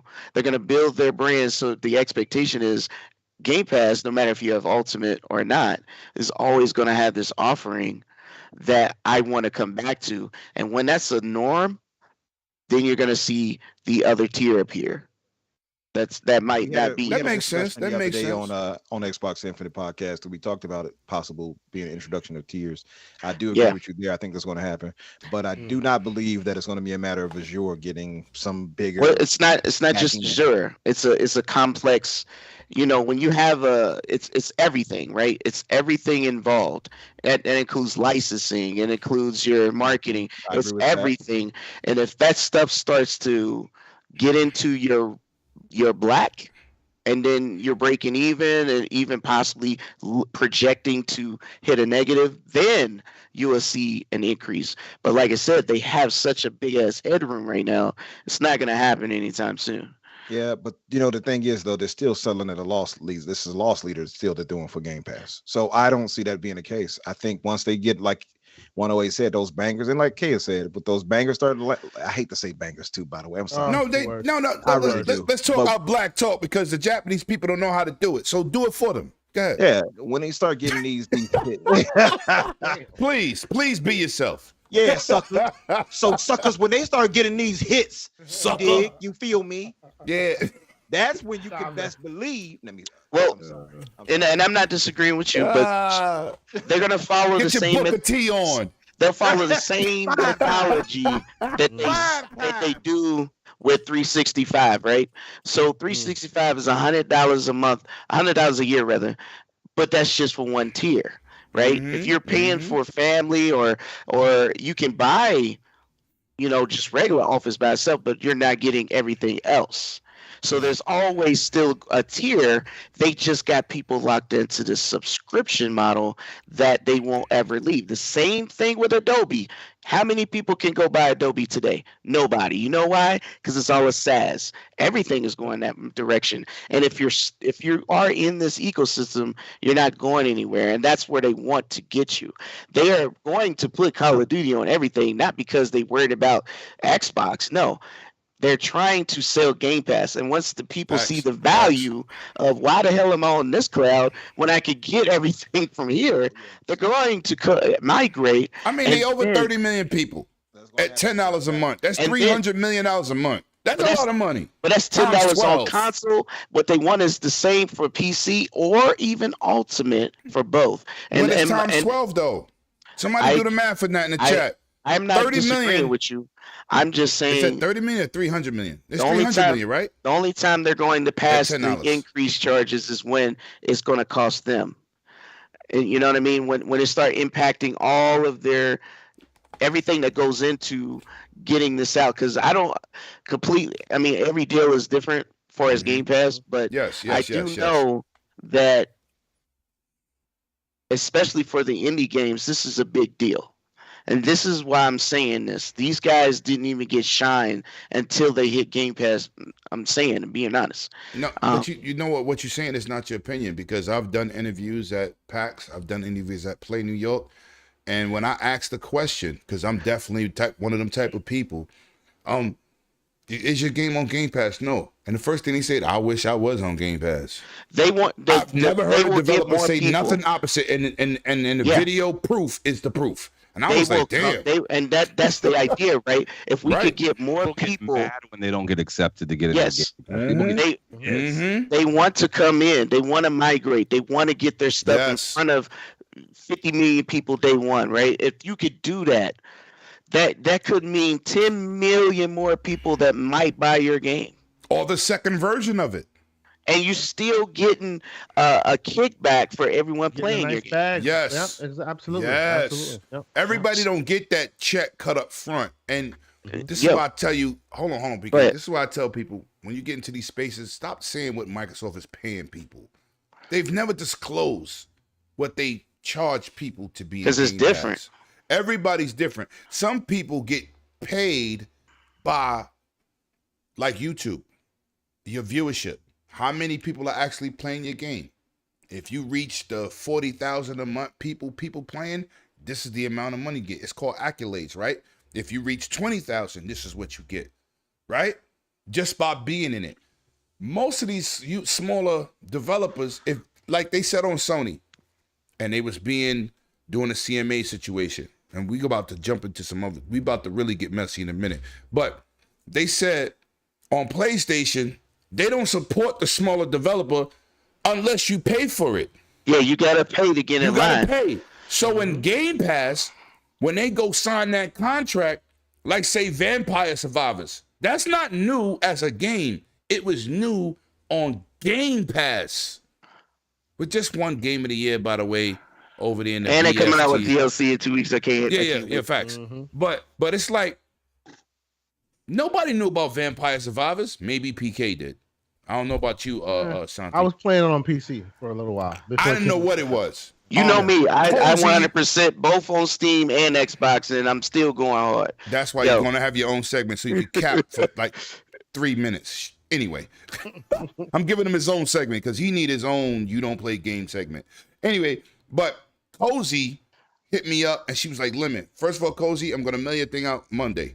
I got an exclusive Ninja Theory button for her from E3 2019 that when I did that interview, I said I'm gonna mail it to her because I got 2 of them and one is still wrapped up. I was doing some capping the other night, but people think I'd be lying, so I had to pull out the hardware.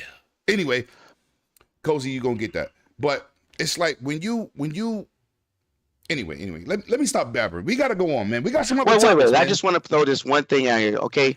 We interviewed the director of As Dusk Falls. She used to work for PlayStation on and she's familiar. She opened her own studio, right?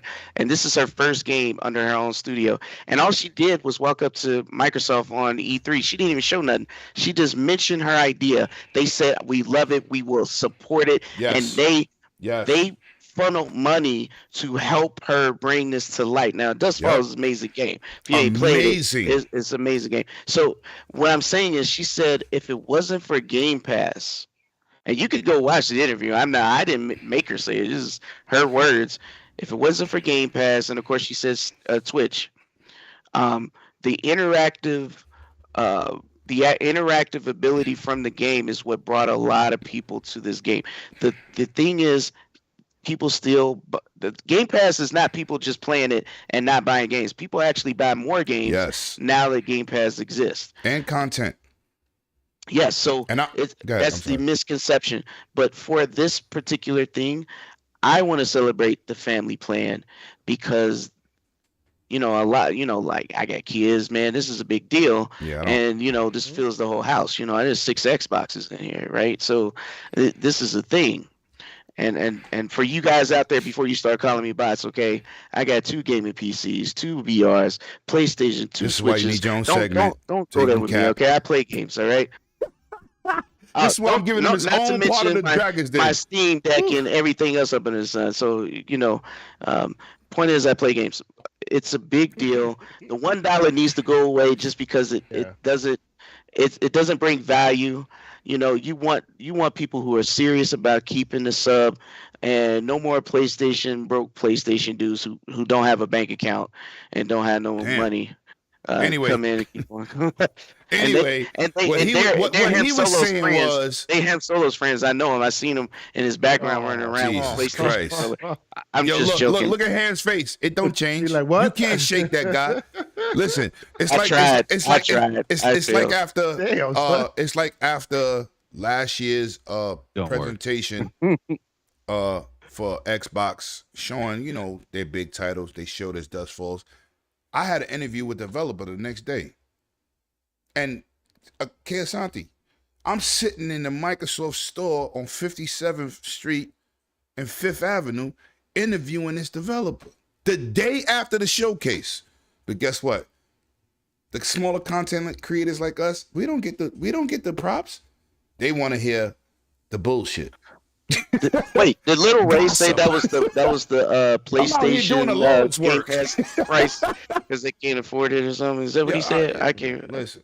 I missed it. I don't know, but we're gonna keep moving, man. I'm gonna say this is a topic. MLB The Show once again. Goddamn, 2023 Negro leads once again. Game Pass exclusive. While you paying $75, I'm not. Watch the ponies run for the hills. That's a fact. They fast as fuck, boy. That's a fact. Shout out to the people who paying $75 for this game, and we got it on Game Pass. It's becoming annual. You know what I'm saying? So we gonna move on to the real deal right now. Let's talk about PSVR. Now. This is what I'm going to say, man. Keasanti, you my dude. When I was on your show, I see you on Bonnet, bro. Day one. I love VR, right? I got a Oculus Quest 2. And what I tell you, I said, I'm a VR dude. I love it. I'm not buying it day one. Right. Nope. Right. And you said, tell me your thoughts. So Here's I made videos. Right here. My Valve Index. I'm a VR dude. I love it. I love VR. That's real VR, though. Yes. That's not I'm a big VR head. That's not play VR. I got the bag VR. No, let's be real here. If you want to have that fidelity, you got to spend the bread. But I listened to a few shows the last few weeks, or since the situation came out, and people are trying to say, "Oh, that VR is trash." Technically, it's really not. It's not trash. Really solid. No, from a hardware perspective, it does the job. Right. It's what you want. It want. does the job. I did not buy it not because it was trash. I did not buy it because the day before it was releasing, you could still pre-order it, and the estimated release date was day one, meaning the numbers were soft. That told me I'm not about to pay more than the console for peripheral. I'll wait till that price comes down. You know what? And bro, I didn't see that coming. But no, you know what? I did see that coming, but I ain't care. When they raised that price, that's it. I bought the edition that comes with the Call of the Mountain. Yeah. Okay. But see, I spend money. I don't care. But see, I don't never tell people or act like I'm the average consumer. I buy $2,000, $3,000 lenses for my cameras. That's not really everyday thing, right?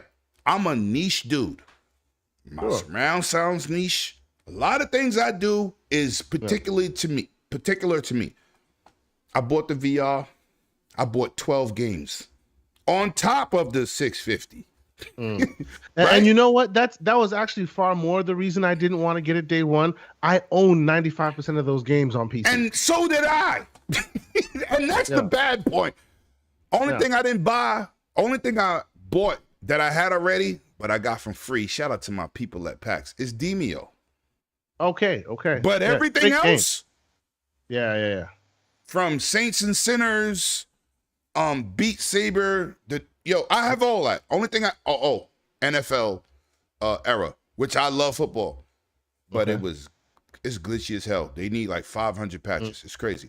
But so I don't look at myself as the person to say, oh, do what I do. No, don't be me, because everybody's balling on a budget. No matter how much you pretend on Twitter that you got money, I spend money. I just do it. Me and David, we go out here. David bought $3,000 statues. He's trying to get me into that. I'm not doing that. I got enough habits. You know what I'm saying? I don't need another hobby. That hobby, I'm not getting into. Shout out to my brother King David from Iron Lords. But the VR experience, it rejuvenated Gran Turismo for me. That game was boring. Boring. But to see it in a better situation, to see it in a virtual situation, it felt better. Resident Evil Village, awesome in VR. I'm not buying 4 on PlayStation till they get the VR mode. True, yeah. My favorite game on PlayStation VR 1 was Resident Evil 7. Bro, that cured me of playing any kind of scary game in VR. Like that thing was too much, bro. Yeah, but it was awesome. It was awesome. For sure. So what I'm saying is, I'm an advocate for VR, and so are you. Yeah, absolutely. When that price came out, I said, you done price these people out the market. You sold myself and Everborn. We had bets. He was like, "There's no way they're gonna make it. It's gonna be $250." I'm like, "Have you spoken to PlayStation? Have you?" I super chatted your channel and said $399. Yes, there you go. I'm like, we all was wrong. Well, you knew it was gonna be expensive. I knew it. Me and Everborn was trying to take the consumer route, and we got consumer slapped. His idea was, well, the console has been increased in price, so that's how they're subsidizing the cost. I'm like, I remember that. They're increasing in price. You bought it, and there's still money wait till the PS5 Pro come out. Wait till the PS5 Pro come out. You're gonna get like 3 extra frames, and you're gonna pay $600 for that thing, or 7 possibly. I'm not getting a anything Pro, and I'm a tech dude. I'm not buying an Xbox Series Y, Z, because they haven't even maxed out what we got right now. Absolutely. Last gen, inferior systems. Even though the Xbox was a 720 to 900p, the PlayStation was 1080p, low textures and everything. They was both inferiors. You really needed a bump up because they didn't really separate themselves from the last gen. But anyway, let me get to the. We're kind of stuck in cross gen now in the world we're in right now. Yes, and so, but 30 million players. 30 million players. And let me say this. There's been a ton of people on Twitter posting, oh, this is amazing. Last of Us is amazing. Everything is amazing. We're eating over here. Same thing with Forspoken. This game is awesome. Fantastic. Game of the year. And I said, no matter how much you promote, let's see the numbers come out. When the numbers came out, 270K. Now we talk about a niche title, a niche peripheral, VR not for everybody, but y'all sold 5 million plus. 1 million in the first month of VR at $400. Well, see, that's the problem. See, and here's where my opinion will not be championed by many, specifically when it comes to VR. Like more than most, you get what you pay for. And if your first experience of VR was PSVR 1, you got a bad experience, and that's the reason why you say and you're not coming back. See, me and you had this conversation.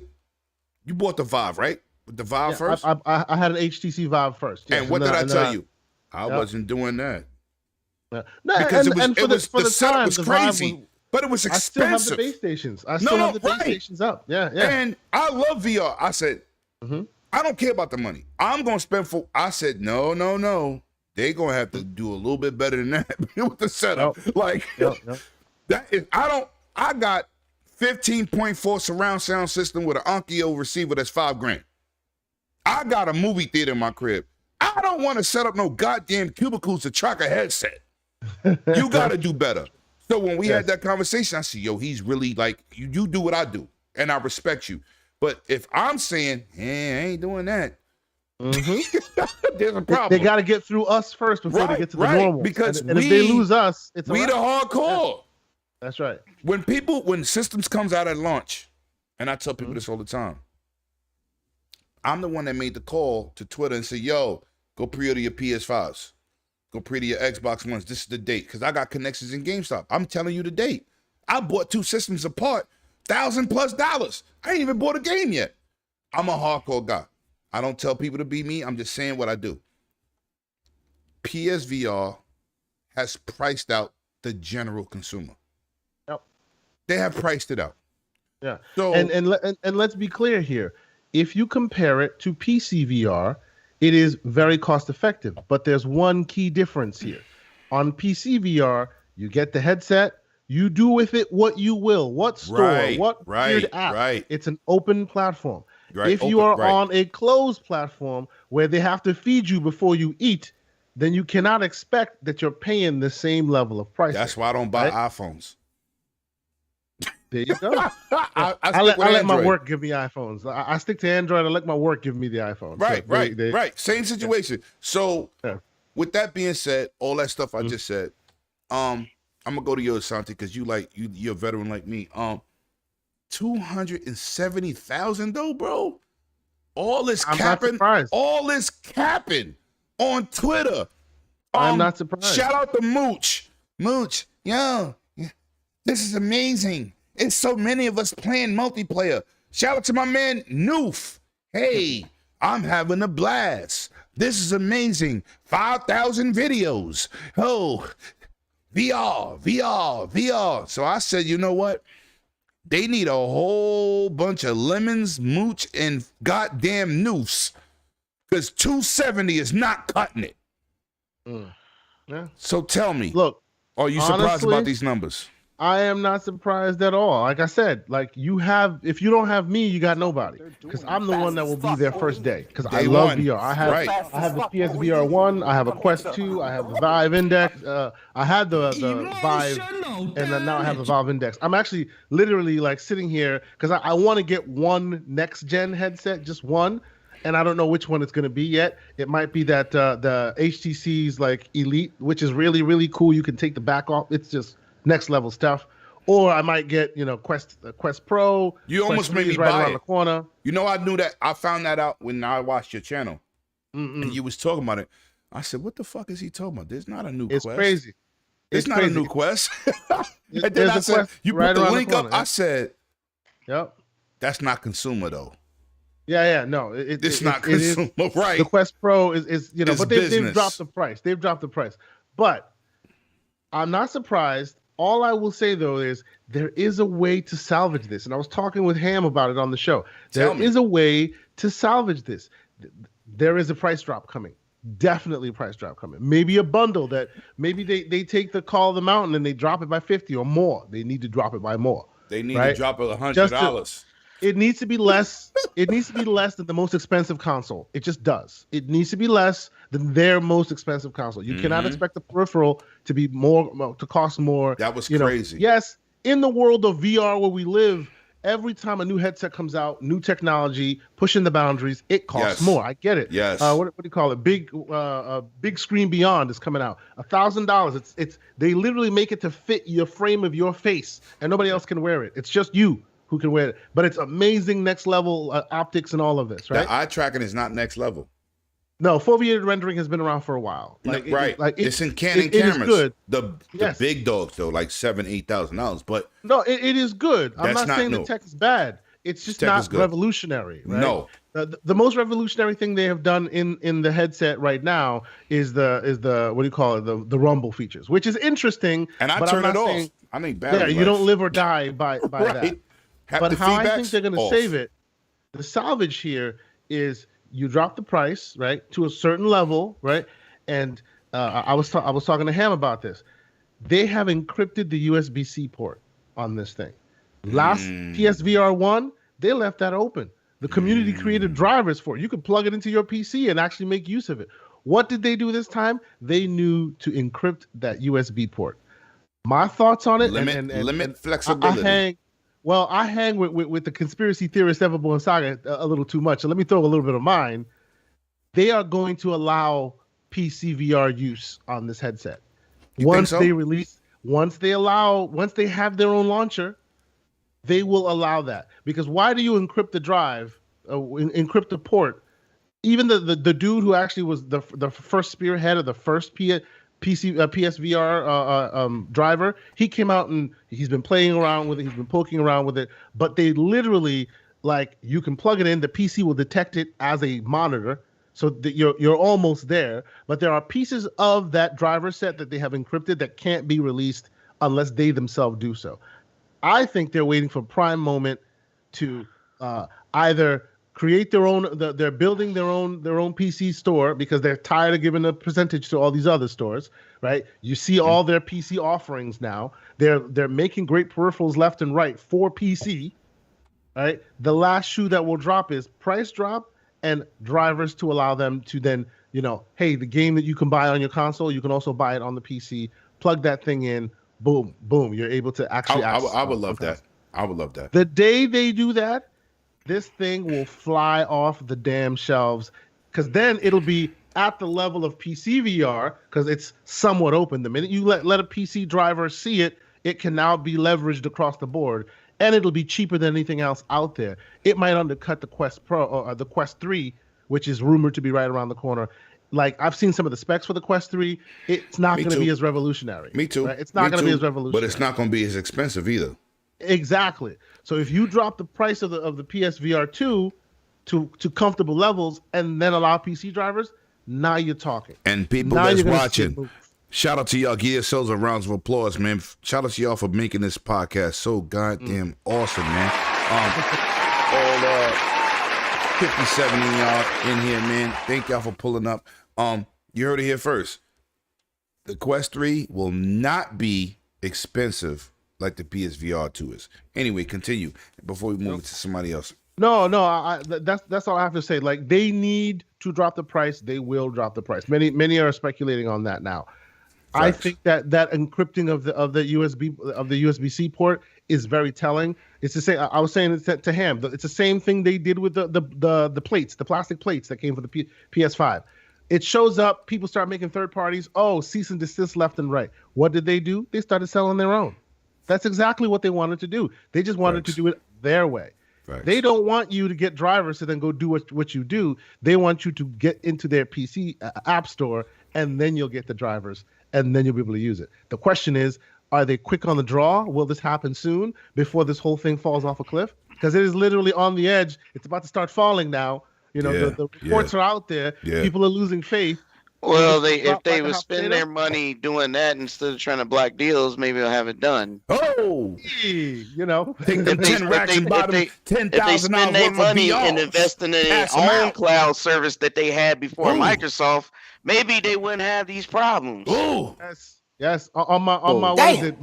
My 2015 Bravia TV, it came with PlayStation Stream. The Gaikai purchase, baby. And what did they do? They axed it way back when. It is what it is. If they PSP, everyone knows that PlayStation Remote Play has been around since PS3, and it's still trash. Help me, bro. When they first came out and they were like, "We believe in generations," they fixed it now. But first, on Android, in order to play remote play on PS5, you needed a PS4 controller. Yeah, That's man, how that- it worked on PlayStation. That's how it worked on PC too. And it was still laggy. It was still delayed. Yep, they fixed it now. But at first, I'm like, first off, when people ask you to reuse your controller, because why not? You said you believe in generations. But then to play on Remote Play 2 or PS5, you need a PS4 controller. What are we doing right now? Facts. There were mixed messages all over the place, but they can still save it. I hope they do because Yo, I want Gandalf, no more slander because you're on fire right now. You and that's a fantastic shirt. That's a fact. Well, thank classic. You. Appreciate it. Classic. Umbra. Yes, sir. I don't know if you're a VR guy, man. Please tell me what your thoughts is, man, because I had to go to the VR veteran because he has things I don't have. I try to keep a console. Yeah, that's me too, man. I'm a right. So, my monster PC is for my content to make sure the stream looks nice, hear everybody clearly, export my 4K videos at all these shows. That's what my monster PC for. But talk to me. How do you feel about these numbers, man? Because first of all, they had a 2 million projected sales scheme. They dropped it to 1 million. I think they should have dropped it to like 500,000 because they would be halfway there. So, are you a VR guy? And what is your thoughts? Talk to me, Umbra. I am not a VR guy whatsoever. I have zero interest. So you don't want to watch VR porn? No, I leave that to my Who brothers. He said I leave that to my Who brothers. Damn. They like to have that. You don't want to see titties when you could walk around. You know what I'm saying? Like, hey. I'll just get the real thing. I'll just get the real thing at that point. I don't know. Hey, you know what?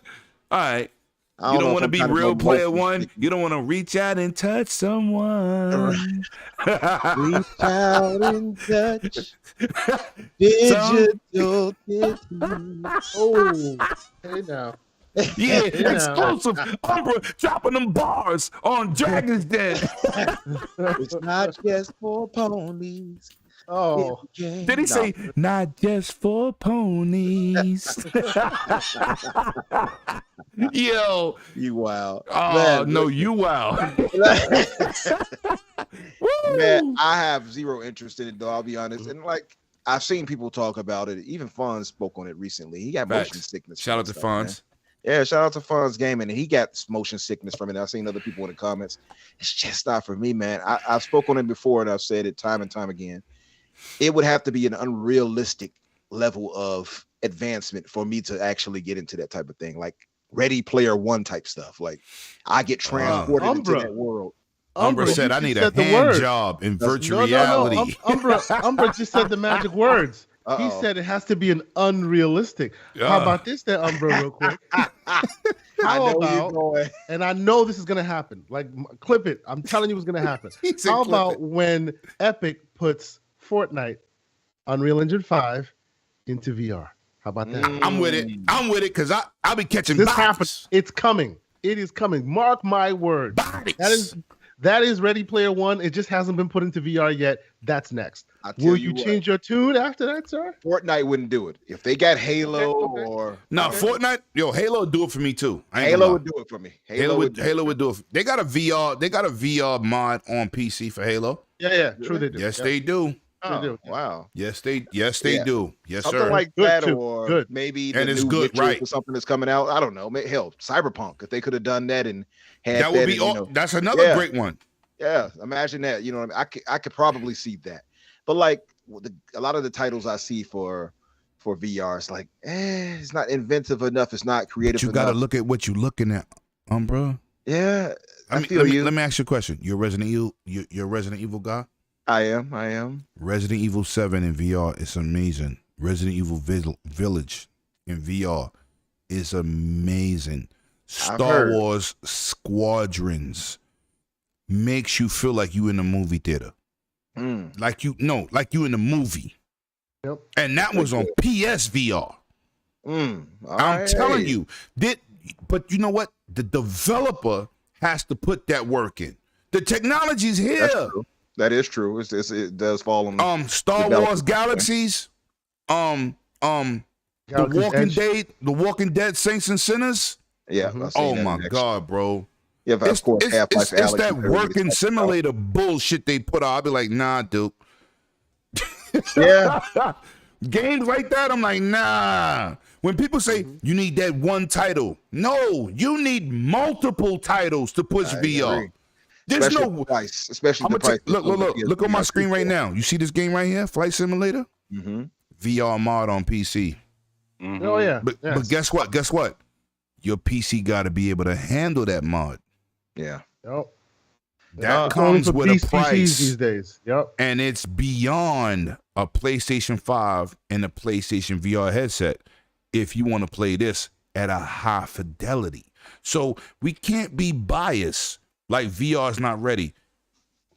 It costs.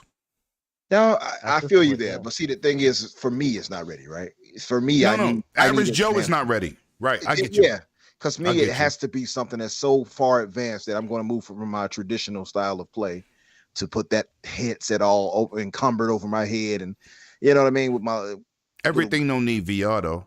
no, not everything does, but like I have to have something that's going to be revolutionary enough and evolutionary enough To bring you into the bring circle. me out of it. Exactly. I rock with you. That's where I feel about it. You know what I mean? But I you rock know, with to you. And those it's who up to like, the developers and the publishers to convince you. It's not up to you to No, be right. going on a limb. Right. It's up to I You them. want to my bring money, in. you got to sell it to me. and That's and right. Kay, that's pretty much the point I made about the whole Unreal Engine thing. Remember that? I was like, it's up to them, to Yes, other sir. developers in the engines, to make me say, okay, let me stop talking about Unreal Sure. Engine. Not for me. Sure. If Sure. Unreal Engine is showing me what I want to see, then I'm going to support Unreal Engine. But anyway, that's the same thing. It's No, literally you're like, right. You're right. it's up to other people to make that thing feasible and reasonable enough for me to get into. Yes. That Yes. Sounds like that's why sounds like you don't own a PS5 because it don't live up to its hype. I have it, but I barely touch that Shots thing. fired. It's sitting over there. You gotta watch PK. PK will come out of left I'm not field with some I'm not throwing bullshit. shots at you. I was just saying. No, I get No, you. not to anybody, but you definitely took a jab at goddamn Sony. You was like, it ain't worth buying it though. You know, whatever it's worth is always subjective, right? But I do agree Yes, with it's him. I subjective. barely touched it. I haven't touched that thing since, what was it, God of War. So, you know, and I beat that in what, 2 weeks? Not even 2 weeks, a week. I'm gonna say this, So- Umbro, and I said this on Gaz show when a super chat. I said my PlayStation 5, my major title is God of War. But the reason I turn on my PlayStation 5 times out the week, because they brought out the headset. But see, I'm an enthusiast. I like VR. Mhm. I'm trying to get that experience. What the hell, if you got a PlayStation right now, what are you playing? If you More beat God of third-party War, titles. thank you. I'm playing Chai. You playing 2K, Fortnite, Madden, Right. Call of Duty. Yeah. You're not Overwatch. playing no first party titles, right? playing So, whatever is with free or VR, whatever. When I did my video, I see, yo, listen, my PlayStation 5 in the last 5 months, I cut it on every day since VR, because that's the only thing I could say the Xbox ain't got. But I also am playing shit that I got on my Oculus. It ain't like I'm getting a new Beat Saber is about to drop. I bought Beat Saber.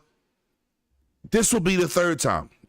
You know what I'm saying? Like, You know, I bought it on PlayStation 1 VR. Maybe I might have to bought get it the on VR to Oculus. experience Lady Demonstrayo in Resident Evil 8, like you pointed out. Maybe I need to No. It's amazing, bro. It's Yeah. yo. I mean, I played some Yo. games Yeah, that's not on PSVR and it's yo. pretty I don't good, know. like Half-Life, Alex, and things like that. I never played Half-Life, Alex. But I mean, I'm gonna just say that VR, even with those, which is pretty cool, is, you know, I'm kind of like Umber. It's not there for me. Most of the games I enjoy, I wouldn't want to play it in VR even if it was. But it's a niche thing. This is an add-on, right? I know, It's no, not I'm something. saying. But hold on, PK. It's not something that has to be mainstream, right? Like when I bought my, I'm a Dance Central dude, and I challenge anybody in this chat to challenge my Connect. Lady Gaga, Poker Face, 2 million score. I'm a dancing dude. I outperform my kid. She a dancer. Listen, I want to see you do that, man. I want to see you do that. No. Check my receipts. I know damn well. I'm a dancing dude, bro. 6'5" ass ain't out here dancing on the damn lady. Listen, I'm always. You watch my videos, you see me always two-stepping. I'm outside, but my poker face on Connect over 2 million points. I was in the top 5. I take credit on know how to shake my head. Yeah. I ain't ashamed of nothing. Limits over New York. He even like hood with the him talking about dance Central. Right. That's right. I'm being real. I bought Dance Central on my Quest. It's a great Only game. thing I didn't like, they didn't have the catalog of songs on my Quest like they did on my Connect. That's the only thing that pissed me off. But I dance, bro. All y'all. My daughter dance. Yo, my ex-wife, she be like, she tell my daughter, oh, you want to dance and be a performer? You got blue suede shoes. That's what we used to call your father. Because I gets busy. I used to battle dance back in the days. I feel like challenging. And I'm 6'5". It ain't like I'm a little dude. I'm a big dude and I gets busy. It's impressive. I feel like challenge you for some strange. Yeah, I'm with this. I'm with it. What's up? We can live stream it, but you gonna have to get on camera, sucker. You ain't gonna hide behind no logo. That's right. Let's get on camera. I'm with it. You hear this chat? Challenge. Let's go. I'm with it. But no. On some real things. I like to see Sir X-Man do it. Oh no! Stop now. We ain't trying to break with all that arthritis. What are we doing here? We ain't trying to break bones. Calm down. But listen, on some real tip, man. I really enjoyed the Connect. I'm not gonna get out here. Yo, I'm a gamer. I don't. Me too. Yo, listen. I had the goddamn Nintendo glove that had the robot when you had to buy Duck Hunt for NES. Robot. Yep. Right. Listen, I'm a gamer. I don't care. I had that pad for Nintendo NES. Running on it, for the track and field. field. I had all that. I'm a gamer. Man. So when I go out here and I promote a beat for my channel, or I say I do something hype for Umbra, and I'm like, yo, my dude Gandalf is pulling up with the great information. That's just who I am. And if you don't like who I am, don't fucking come back. Because I'm always going to promote good gaming and good people on this channel. So shout out to that. So anyway, let's continue to move, man. You know what I'm saying? I'll just wrap it up really because I don't have too much experience. I don't have any experience with VR like that. So I was just going to say my whole thing about it is for the PSVR 2 as well. I'm sure it has great technology. I hear people talk about it. It does. Yeah, and I've been on like Weapon Wheel podcast. They talked about it. You know what I mean? And I learned some things about it, but man, that sticker price. No, that price is fucking horrible. Yeah, I can't. At an entry level, that's can't tell everybody to get it. Yeah, and exactly for a closed system, it's just not for me. But yeah, it doesn't surprise me because of that it's selling as as little as it is right now. Right. I thought it made perfect sense when I saw the numbers. I'm like, yeah. And then we had my boy J Rock. J Rock literally said it. Shout out to my Far Rock brother. Yeah, shout out to J Rock. He said it like I think a day before they actually posted that article, and he was like, "Why haven't we heard any numbers about the PSVR 2?" Literally, word for word. And my boy J Rock is petty like 50 Cent. He point out a lot of shit. J Rock on it. J Rock, he don't take his foot off the gas. He on it, man. Yeah, so he said it, and then we saw these numbers, and you see these articles talking about it. So it doesn't surprise me with the prices they're asking for. Yeah, not as many people are enthusiasts like that. You know what I mean? It's very niche. It is what it is. It's niche. Yeah, so I expected it to be fairly low. And my only thing would be is Sony going to see this and say, this is not worthwhile, and try to use that money for other projects? I hope they don't. Yep, that's the problem. And if they do that before they open it to PC side, then that thing is a paperweight. It's dead in the water. That's the problem. Yeah, I agree. And that's why I was scared. If I'd have seen 500,000, I'd have been like, okay, we good to a good start. But 270 out of 30 million, I'm almost like, and I spent close to $1,000 with the bundle, with the games. Well, maybe like 800-900, but I'm an enthusiast. I'm not the average dude, and I don't pretend to be because I do it. Everybody do it. No, that's not fucking realistic. I know people are like $650 entry level. Shit costs more than the system. They're not doing it. So, Ham Solo. I was gonna fuck with you. I was gonna mess with you, but I ain't gonna do it. Tell me, VR, are you into it? Because I know you had a big debate. Shout out to Kay Asante for showing him the life for that Steam Deck, that Windows work. Because I hate Steam Deck software. Really? What you call it again? What's that shit called? SteamOS. I don't like Steam. Helios OS is what I don't like that. I like Windows. Interesting. I was gonna buy the Iron Neo 2, and it was out of stock for my birthday. Yes, it's a little bit higher end device, has more power, has a laptop. Yeah. That's what I want because I just want to plug and play. I'm a Windows dude. Oh, have y'all just checked out that ROG Ally that I heard through the grapevine that was coming, and now here it is. Basically, I don't like Linux. Steam Deck but PC. I don't like Linux. But okay. Chopping it up with my boy behind the scenes, Ham is a hardcore dude. I still need my elephant in the sand. Stop playing me, man. I'll give you the money. Or if you can find me a copy, I'll send you the money and you send it to me. I don't need your copy. I will pay for my own. Have you texted me yet? You got me on speed dial. You just called me and said you couldn't get into the Skype chat. Bruh. Now you're gonna act like he can't contact you. Yo, Gandalf. Come on, control Gollum. Control Gollum right now. Oh, come on now. Come on now. That is below the belt. That's not cool, homie. Come on. What are we doing? Precious. Oh, Lord.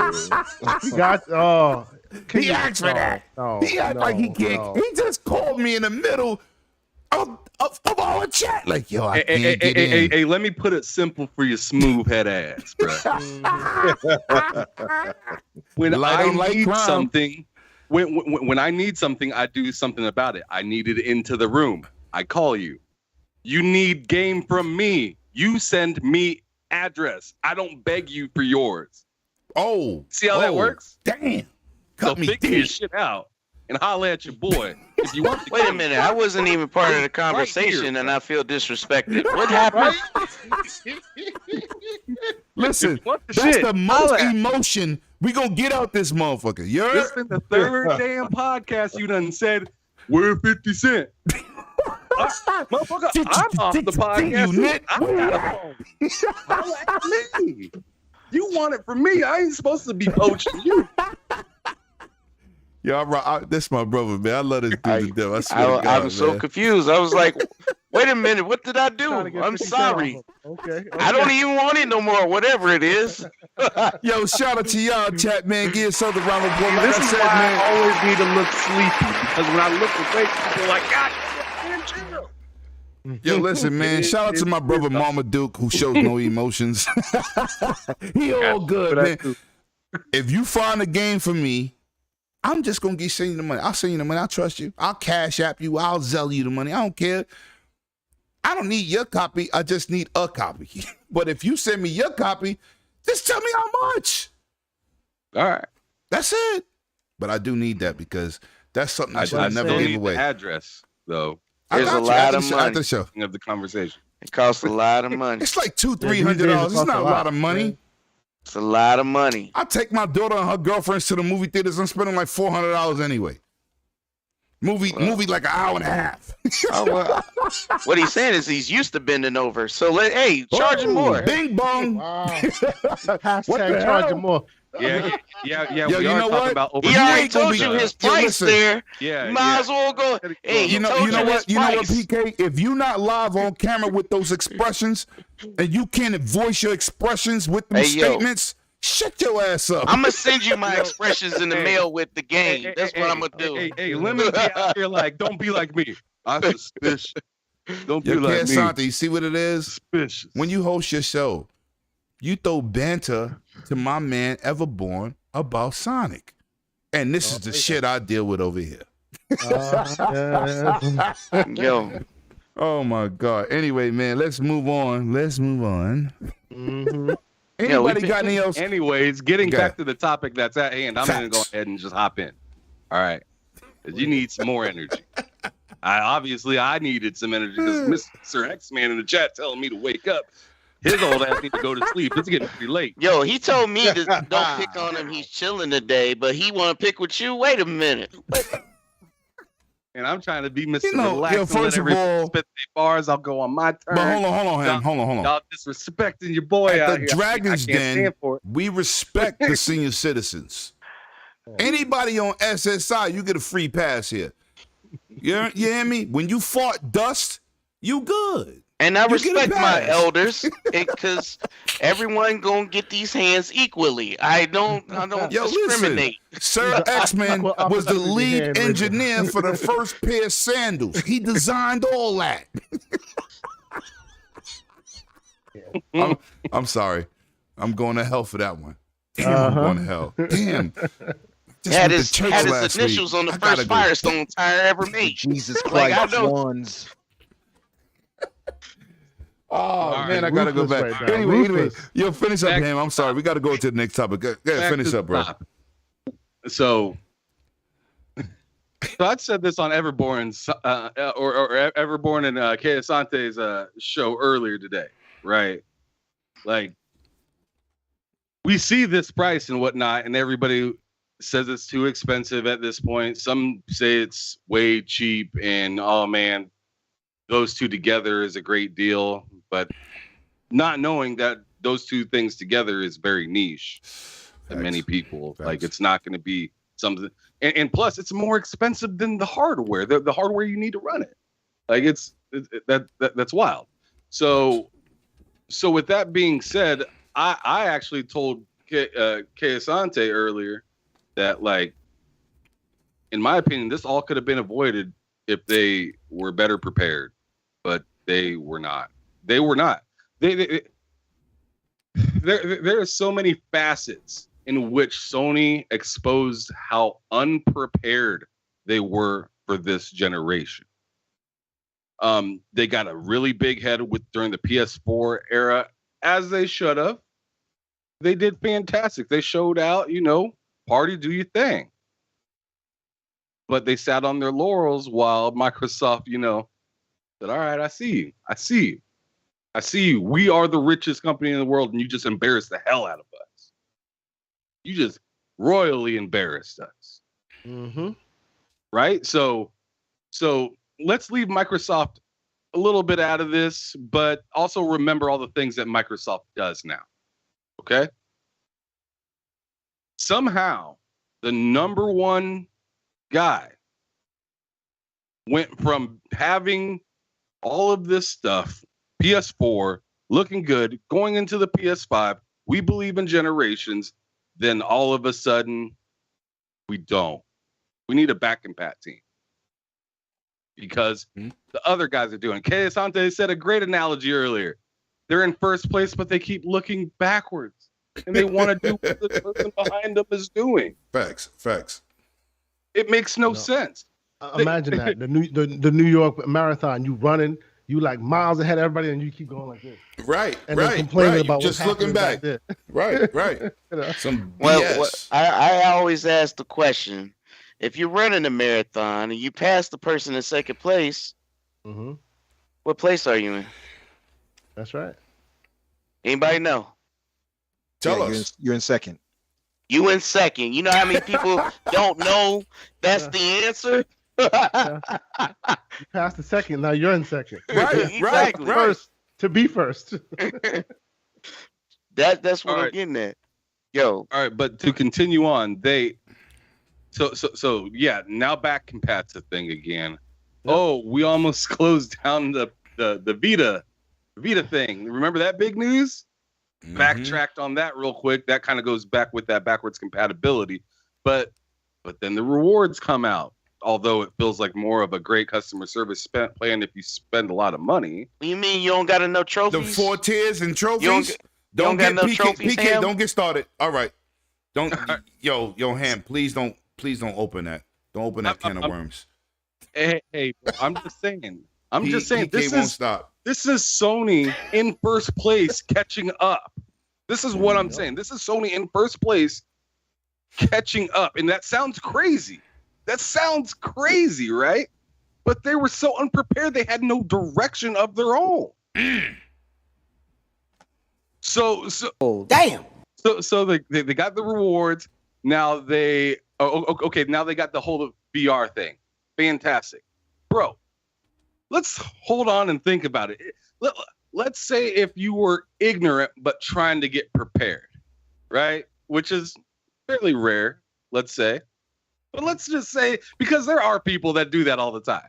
Oh, I'm just going to buy a bunch of stuff and expect it to work, right? PlayStation made a monitor for a PC. PlayStation made headphones for a PC. They released games on the PC. You go to buy the headset that's worth more than the console, Facts. And it doesn't work over there. Facts. It's just like, what? And then you're surprised, you're blown away that a niche product isn't working with your standalone system. Or it's working, but it's not selling. You're surprised by that when this whole beginning of this generation, you've been fairly heavily marketing that you're trying to get into PC. Why roll something out if you're not ready? You don't even have your own storefront on PC. You got games on PC, though. You can use your controller on PC. I mean, come on. Like, what is going on? Like, how are they unprepared? Like, if they would have came out with this and it was $600, if it was $650, I'm gonna take it up $50 more. And it was available day one on PC. I think it'd be a whole lot better than it is right now. Oh yeah, we're flown off the shelves. It would have been flying. Facts. Because now you have just spread yourself out, which is another thing that PlayStation is extremely behind on, is just being out there.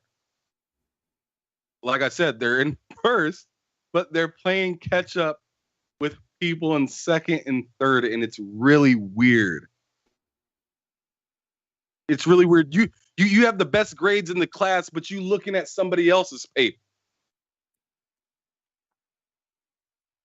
That's all I got. All right. Anybody want to touch on something else before we move on? Because we got the spicy jump off about to start, man. Oh, we started off spicy. It's been spicy the whole goddamn time. You know what? Let's talk. What's spicy? And I'm gonna combine these two.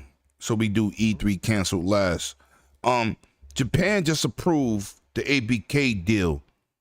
The Japanese Trade Commission has been coerced by United States government. 11 Congress members has voted to look into Japan's Sony division on how they have kept games off of Game Pass and Xbox platforms in terms of fairness. The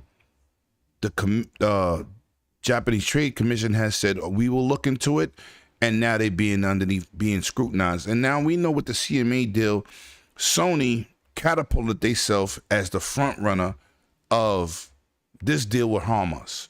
This deal is bad. But it's like what I said about Japan when they got the Xbox Series X, and people say they raised the price of the Xbox Series X in Japan, but they didn't talk about that they were selling it for $29, right? So you got to know your facts when you talk.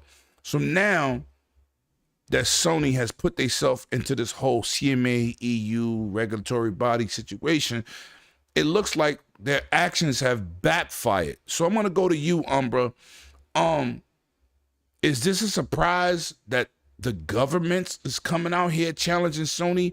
And what changes do you think this is going to happen in terms of the Sony monopolization? Because, they got like 80% of the goddamn game market in Europe and Japan. So talk to me. What do you think is going to happen from this? And what are your thoughts on the situation?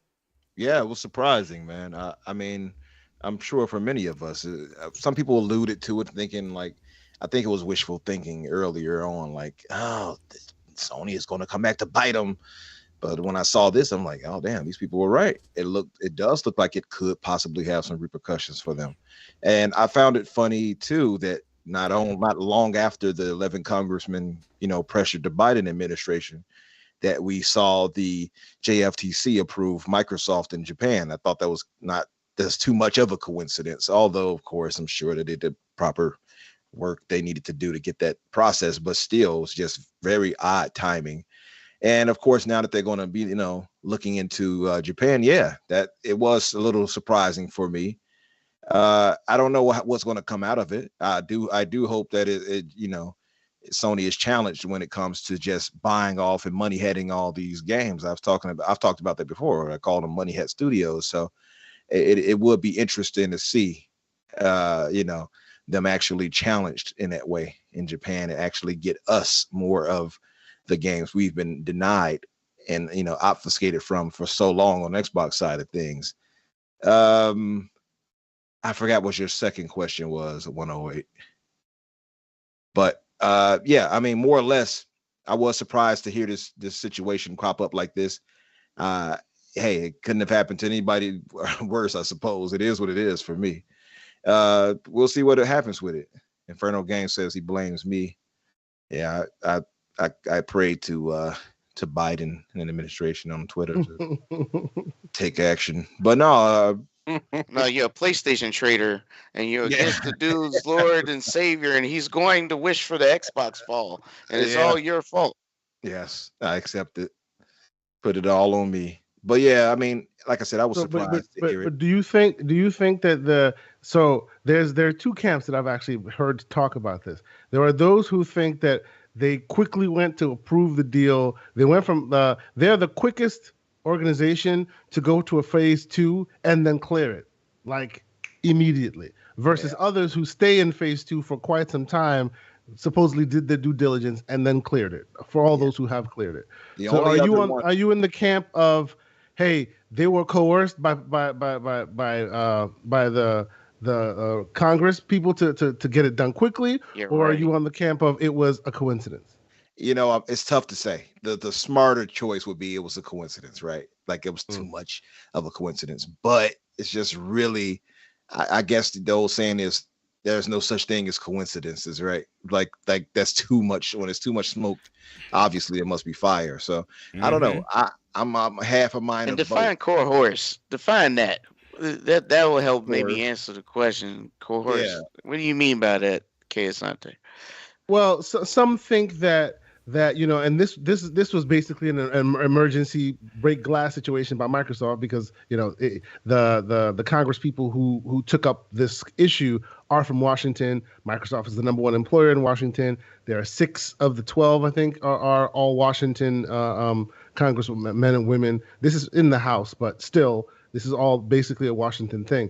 Some think that, and I'm not saying I believe that, but the prevailing narrative has been, they were either planning on slow walking it, or they were planning on not necessarily voting immediately and trying to delay things until because Japan and America are in trade talks right now for trade agreements. So they leverage that to make them pull the trigger immediately because they have bigger fish to fry. That's the coercion part of the puzzle. That is the prevailing narrative there. So you're saying it's a concession to versus those who think, well, they were voting the right way anyway. They just kind of sped things up because they got some heat behind them based on these Congress people. And I'm not sure where I fall. Beforehand, though, Kay, you remember the talk was that Japan wasn't going to approve it, like they were. Yeah, exactly. So you might be right. Maybe they were coerced. It's possible. Well, remember the question came up on why is it that Sony has 90% of the market and you guys haven't been investigating their contractual agreements, because it seems that the competitors with another high-end console, they didn't name who, but we know who, cannot compete because of the oppressive contractual agreements. Their answer was, I don't have that answer, but I'll get back to you. So what I'm saying is they didn't want to ruin the relationship it was trying to build. And that's why instead of answering the question, they just said, you know what? Let's just push this through and make this a non-issue. Sweep it on the rug so they can leave us alone. Because if they make us go start looking, we know what we gonna find. We gonna pick up a rock, and it's gonna be a whole bunch of roaches up under that mug, and it's gonna be. I'm imagining them, crazy. I'm imagining them looking at the deal and was like, all right, and then they hear the news about the congressman. They were ready to deny it. They're like, all right, here, sign it. Yeah, take your funky ass acquisition. Yeah, go ahead. You can have They it. knew better. They knew better because if they start getting pressed to look up under a rock, they're gonna have to produce some stuff they ain't gonna want to produce. Think about it. Facts. Stuff come to light. Yeah, It's gonna happen anyway. But you know, which might still happen because Sony is still on the hook to produce some documents they not don't to want to mention produce. Sony Of does course not they don't, but exist. we know what they've been doing. What's the Sony biggest headquarters deal? exist in biggest deal? California, not in Japan. What's They the got kicked biggest out of deal to Japan by expose Sony? Samsung kicked them out of Japan. It was whooping their butt. Right? What's the biggest deal to expose Sony? Do Well, it's anybody not- know? It's not like Well, there's any particular looking big at deal Jim to expose. Ryan, Not deal, maybe but I'm talking about toothpaste. situation. What Toothpaste situation? Let and me new say. teeth Let me correct probably that, Asante. will, You're right. you know, What expose them. situation exposed them for all their dirty laundry that we did not expect? Do you remember? I would go Square Enix, but I'm sure you put something else. No, Epic versus Apple.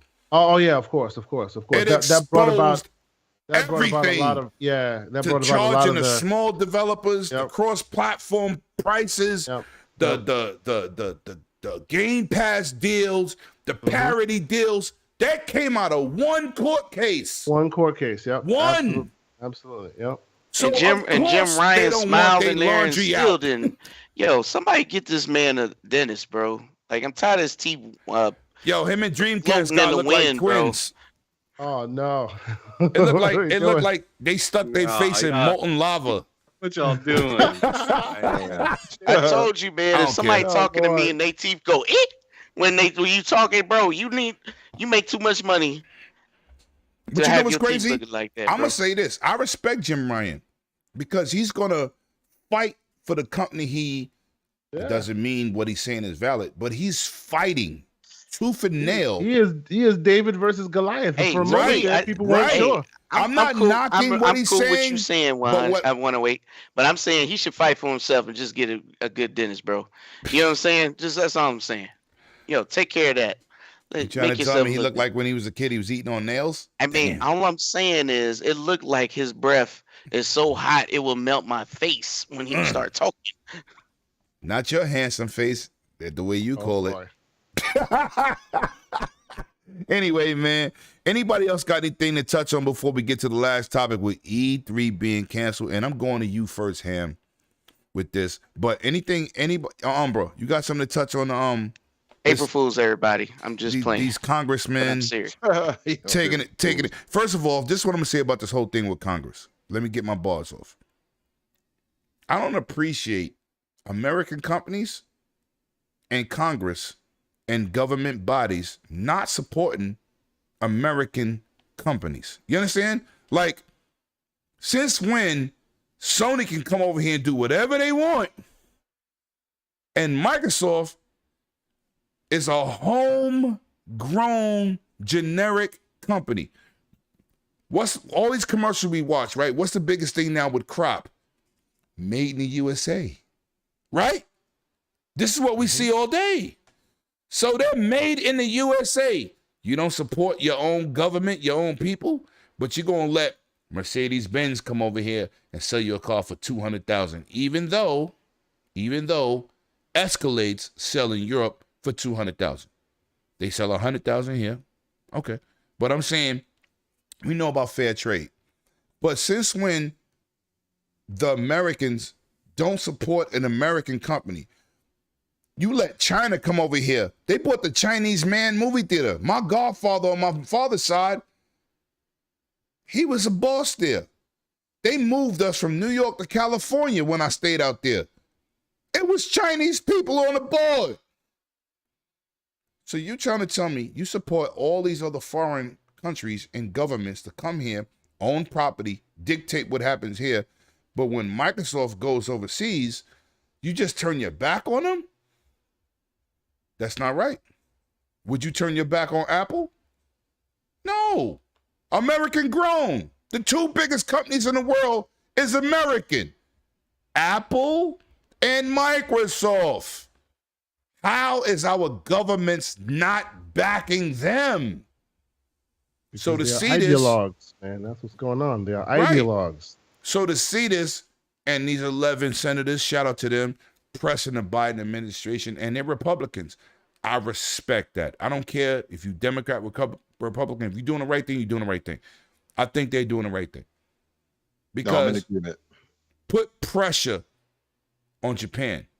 Because the Xbox Series S is outselling the goddamn PS5. It's the first time in history that's happened. But why they can't get no Japanese titles?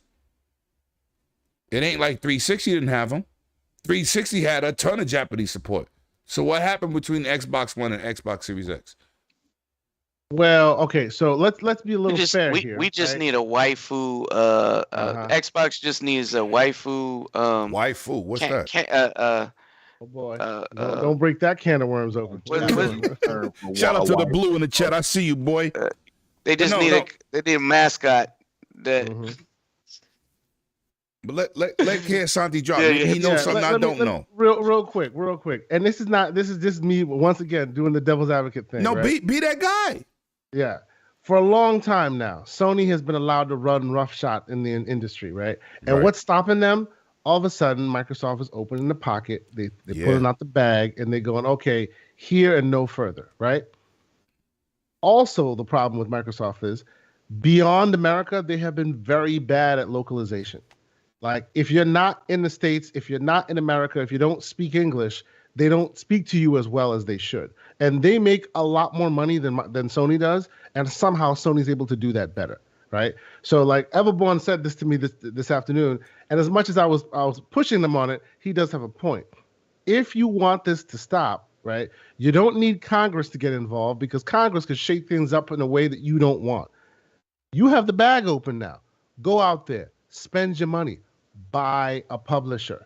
Get in there, show them that, hey, you can be under our umbrella and we can still respect you. And then you'll get more of a fair shake. You got Tango right now. That's a little toe in the water, right? Go buy a publisher. Now, when he says that, he means go buy Sega. That's neither here nor there. That's what he's trying to say. I say he does have a point that if you want, if that industry, if that region is really important to you, take them seriously. Localize your games for their language. Which many, by and large, they have not been doing it until now. No. They did it with Gears. They did it with Halo. Recently. For a long time, it was a problem, right? Right. Halo Infinite got a localization. I mean, that's one thing, but let's be real. Most of the Japanese market don't buy Western-style games no matter what localization you do. Sure, no, but it's not even about his point, though. localization He's just saying make it accessible. That's right. First off, make your Western games accessible. And secondly, if you're not able to get the Eastern style games on your platform because you're being money-hatted, who got more money than you? Go buy a publisher. That's facts. Right? They've done that elsewhere. But wait a minute. Although it is fair game. Which publisher is worth it that will give them the wait. Capcom has the IPs, but Capcom's not for sale. Can we stop that? I'm just saying it doesn't matter. Sega's not for sale. Sega don't own Sega. I'm just making this up, right? I think everybody and anything is up for sale at a certain price. I'm trying to say what return. Everybody can be bought, Umbra, but they're not for sale. I'm saying what return would they get? There's a difference. Even if they were. Yeah, no, I hear what you're saying. I hear what you're saying. And Sega's in bed with, excuse me, Asante, I'm sorry. But Sega's in bed with Microsoft like Square Enix is in bed with Sony. Yeah, they don't need to purchase what they're already getting. Sure. You understand what I'm saying? Like, but that's also I love Everborn. I love Everborn. But that's also a recent occurrence. Stop the Sega purchase. Sega takes care of Microsoft. We don't need the boss Coochie we already got.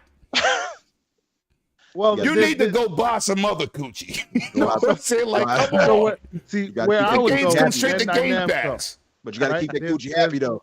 Yes, and they keep him happy with a check. There's a few others that are very interesting in that space.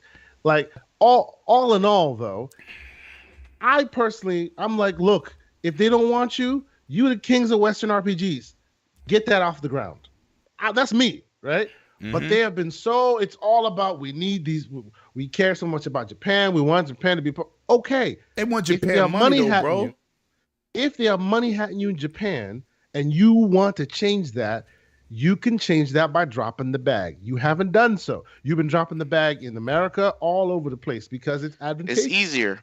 Good for you. No, Yes, hold on. it's easier. Okay. It's not impossible because think about it. ZeniMax owned Tango Gameworks before they were purchased by Microsoft. Yes. If tiny ZeniMax can purchase Tango Gameworks, But Microsoft ZeniMax will wasn't talk about tiny, that. bro. Exactly. They Well, was a no. mother company. I understand They that. owned But when I everything that Microsoft bought. But this is my point. If they, Right. like to me, when I say ZeniMax, tiny ZeniMax, yeah, ZeniMax is a monster, but it's a monster in a small game when Microsoft can just come and eat you and all of your subsidiaries. Right. You know what I'm saying? I'm So gonna they say can this. take it there if they needed to. I'm gonna say this. Listen. Capcom was desperate for money before Resident Evil 7 and Monster Hunter And now they're not. and now they're not. They don't want to be bought now. They had an opportunity back then to buy them. The people blame, Capcom didn't give us Street Fighter 5. First of all, they was broke. They had $137 million in the bank at the time. Sony financed the game exclusively. Street Fighter 5, I bought on my PS4. Right? It's not personal. Well, isn't that the same flip that happened with Tomb Raider, where where Microsoft kind of funded it and then ended up going everywhere? But see, that also applies here today. This is why we have. They This is came why to we have these Microsoft without podcasts. being acquired, by the way. So that goes to Right. This is why we have these podcasts, right? Because people are not, some people just play games. They're not deep into what we know. And this is why we have these conversations, right? To bring it to the masses on why Street Fighter 5 didn't come to Xbox. That's why it didn't come to. Because they goddamn Sony paid for the game to get done. Yeah, but then that's the problem I got with it. See, that's the problem I have with Microsoft. They're not proactive enough. If you're gonna allow it's not like Microsoft don't have any people out there knowing this info, and Sony is just like all covered all bases. Microsoft should have been the ones to come and step forward and done that. But that was a different Microsoft. You also can't assume that, problem, bro, because there's a lot of, and people say, yo, Lemmy, you can't say that while you live. There's a lot of Japanese favors. No, I agree with you on that. I think people don't want to Square Enix has been doing Japanese favors for years. I honestly agree with you. That's a fact. It's not something we can even prove, but I definitely agree with you. I think it is some favorites. They just came out yesterday and said we will continue to do exclusive deals with Sony. And they just finished saying being exclusive to Sony, we're not making enough money. So what is it? Yeah, that's right. That's right. But you know what? Let us not be all about the smoke only, because all the stuff we want Microsoft to do, they are actually doing it now. It's a little late. Facts. I'm with you. It's a little late, but they're doing. It's not late. To me, they're doing it a little late because like. Whenever the reason why they're paying for a lot of the stuff they're paying for now is because they didn't make those investments 5 years ago.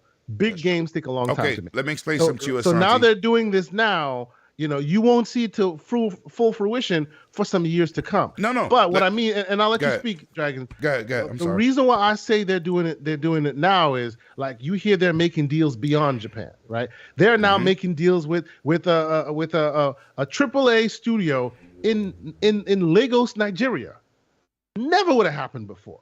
They're actually going beyond those static places, those parameters, facts, right? And they're blowing it out to the point where when they become the hubs, when they start coming to fruition, where will you be? You'll be on Xbox. So they're doing it now.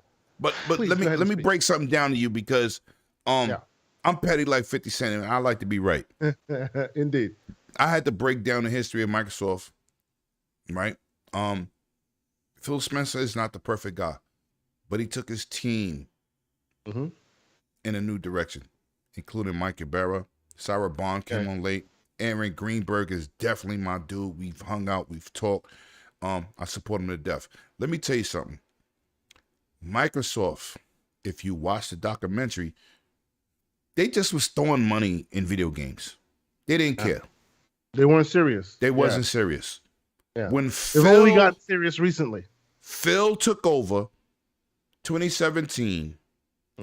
Phil said, and I keep telling people, pay attention to what he say because he always has a message. He said, this is my Xbox. That was opposite Don Matrick. We're never giving away the power narrative, and we're going to move forward, and we're going to invest and put money into this. That was 2017.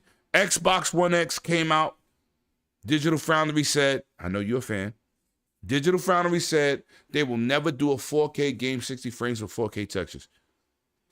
I like Digital Foundry. I'm a tech guy. Sometimes you overspeak. You're not an engineer. You don't develop. Digital Foundry lost a lot of steam for me after they started peddling that BS about Series S. Yes. No. And I remember when I came on your show, and the first What do you mean started? These dudes been no throwing jabs forever. Let's not go that far. We're not gonna throw jabs. I'm just telling you. I'll drop a truck on their ass. They don't know tech. Wow. Get out of here. So what I'm gonna say, me and Kay Asante was brand new into each other's lives, and I was on their show, and I went at Digital Foundry. I am a huge tech guy. Yep. And I said, listen, Digital Foundry do things on purpose. They strategically say things and then do rebuttal videos. They do that. Yeah. They was the first one to say, there's no way Microsoft could come out and bring out Forza with 4K textures and 4K 60. But allow Sony to lie to people saying they can do HDR on PS4. But hold on. We talking about facts here. We're not talking about their word of mouth. So who was the first people they flew out to Redmond? Yeah, Digital It was them. Yeah. They did that on purpose. Now you're going to come see it for yourself. I respect Digital Foundry. Here's my problem, though. Here's my problem, okay? If Digital Foundry wants to give Microsoft smoke, there's so much ammunition you have. You have so much ammunition to give facts. But you got it, but Asante, you got to be smart enough to do that. They're not smart. No, they are smart. But listen. They strategically move. They are malicious. That's my point. But listen to where I'm coming. Listen to where I'm coming with this, okay? You know specifically, real quick, right? We're not devolving. Go you know specifically why why the Series S has the memory it does. You know what they're doing to offset why the thing has the memory it does, right? Facts. They've been developing in a raw bandwidth way for a long time. Microsoft comes out and goes, you know what? We're going to let you develop in a smart way where you offset resources to this and that. And so doing, you're then able to bring up like the mesh shaders that no one has ever used to build a game. That will bring your resource count way low. The super textures that you're then able to use to then super scale it, a game that starts at 480p all the way up to 4K that still looks better than you'd think. Yes. No one has ever used any of those. Right. You want to bring smoke to Microsoft, you can bring the smoke easily saying, hey, why did you put this technology in here and did not show it off properly? Where is your Surface brand, if you will? Why don't you, even first party, use it? Freaking Halo Infinite came out, didn't use any of that. That is righteous smoke to deliver. No, that is facts. That is facts. Don't sit there and go, velocity architecture. The Series S is I don't even know one game using back. it. The velocity architecture that Jason Ronald talks about. What game uses it yet? None of their own first parties use it. Like so I give this analogy. Back in the day when Windows was getting shaded left and right? Oh, this Windows, this system, this OS sucks, this and that. At the time I worked for HP, we used to roll out really pieces of crap laptops, right? And we'd throw Windows on it, right? And it was the worst representation possible. Why? Because you were not setting your own narrative. And then what did they do? They released the Surface brand. Here's where we at now. Yeah, I got a if Surface you go Pro and buy 8. a Let's piece talk of about crap it. hardware, right? That's on you, because here's where we at. This is what we can do. And ever since that time, you can't talk smack about their OS anymore because they've set the standard. They themselves have not set a standard for the console. I've been saying this forever. Show me mind-blowing footage and at the end go, oh, by the way, that's Series S. Show me that. No, because that will shut I'm people up. gonna name one game, but it's last gen. It's not next gen. If you're the one fighting the fight to earn people's graces, I needed to. No, be I'm undeniable. not that guy. Show it to me. I'm talking about Xbox. If you're the one trying to claw that narrative away, I'm gonna tell you a game I just saw, right? Hmm? And friends of the show, he showed footage on Twitter, and I said, "God damn, that rally shit is looking crazy." He said, "This is from Xbox Series S." I said, "What?" Yeah. You know what it was? Wandering Dutch. Yes. Right. I posted. I'm like, this is what I'm talking about. I tweeted about that. Yes. And that's not a next gen game. It's last gen that take advantage. Exactly. So if you're a digital foundry and you want to give them smoke, you can give them smoke and say, look, why do you let third parties set your narrative? Why was the first game that showed off your console the Dragon Engine, which is notoriously badly optimized? Yeah. Why do you do that? That's like bragging. That's like bragging about Unity. Right? Why do you then release the console, right, and expect them to just use it even though knowing you're not in first place? Nobody will ever spend any time doing that for you. You're not in first place. Right. There's no reason for them to come and do that. That is all righteous. And they know this because they have been brought in. They know it. They have been brought in from day one to see the console. They even actually put pieces of it together. There's video of it. Instead, they use the same BS talking points that make no sense because they know that'll get the click. But Asante, I got one up a little bit. Please. Mr. 100. 100 is not like me. I'm completely a tech dude. So when I walk up on Richard Letterman at E3 and we sit down having a conversation over lunch and I'm picking his brain, they do things for business. Of course. And they want people to come, see their opinions. Yeah. They will do. But you know what I respect about Digital Foundry? When they say, oh, they can't do this, they will do a rebuttal video. Unlike later on. Right. Yeah. Unlike our content creator people who want to always be right in front of the community, they will say, we don't know how they achieve this. And this is what they have done. And when I talked to him, I said, but why you be... I said, you act like every PC person, know about how to ambient inclusion, all these shaders, all this frame rate. And I said, that's why they made the GeForce Nows to see what your hardware is in the game and the software calibrates to your system. The normals. Yeah. Right. Because everybody on PC don't know what. Yo, listen, remember that game? What's that racing game that came out with all that PC stuff on console? And it looked beautiful, but it ran like trash. I can't even think of it. It's not Drive Club. It's not Drive Club. It's the other one. Yeah. I think I know. Yo, listen. I forget the name. Remember when they put all those options in there? And I said, "Why would you do that?" Discombobulated console players. Right? Yes, console don't. We don't plug and play. We don't know nothing about all this stuff that you promoting. I thought you were talking about a set of Corsa or something like that. No, it was a console game, but they put PC options. They actually put PC specs in it. All kind of anti-aliasing options, ambient inclusion. Turn it on and off. Yeah. Right. And I was like, the general PC guy don't get that. They just want to play the game. Yeah. Damn, no, I hear you. See, and a bit of malicious that I have for them. What I have for them is like they'll put the Series S, the Series X, the PS5 all together in the room, and they'll compare it in 4K. I'm like, do you do that to the Nintendo Switch? No. Of course not, because the Nintendo Switch is never meant for 4K. But you'll put the Series S next to a 4K box and then diss it. I'm going to ask you a question. And that's also not meant for 4K. I'm going to ask you a question. Asante, is the Series S more powerful than the X, 1X? The Series S is more powerful than the 1X, yes. So yes, why are we having this conversation about it's holding something back? I mean, what and most of those games run like butter on this thing, which is way less than the Series S, right? Show off that Steam Deck. This is what I'm talking about, the maliciousness of it. Right. This is what I'm talking about. It's a little malicious. It's not like they don't know better. They definitely know better, but it's almost like continuing the same talking points helps them somehow business-wise. It's clicks. So that's it's clicks. Yeah. Anyway, it's unfortunate to me. Let me move to Umbra. Umbra, talk to me about the situation, man. This whole Congress and We went left. I'm sorry. I'm sorry, yes, bro. we did. Of course we did. I'm sorry. Nah, but you know what? That's what people. We ain't lose no attention yet. Our retention span is up. I was gonna say we already talked about the whole Congress thing though. 108. We already spoke on the old Congress thing. We already spoke on that one. No, I just want to make sure I ain't missed nobody. Anybody else got any chats before we move on? Because we're gonna talk about E3 cancel, and I'm going to Ham Solo first because he called me on the phone and said, "What we gonna do?" Yeah, right. I was disappointed. Yo, listen, I'm disappointed. And not for the reasons that most of y'all gonna think. I'm gonna save my views for last. So I'm gonna go to Ham Solo, and this is the end of the show. Ham Solo, that would have been your first E3, man. That would have been the first time I got a chance to chop it up with you.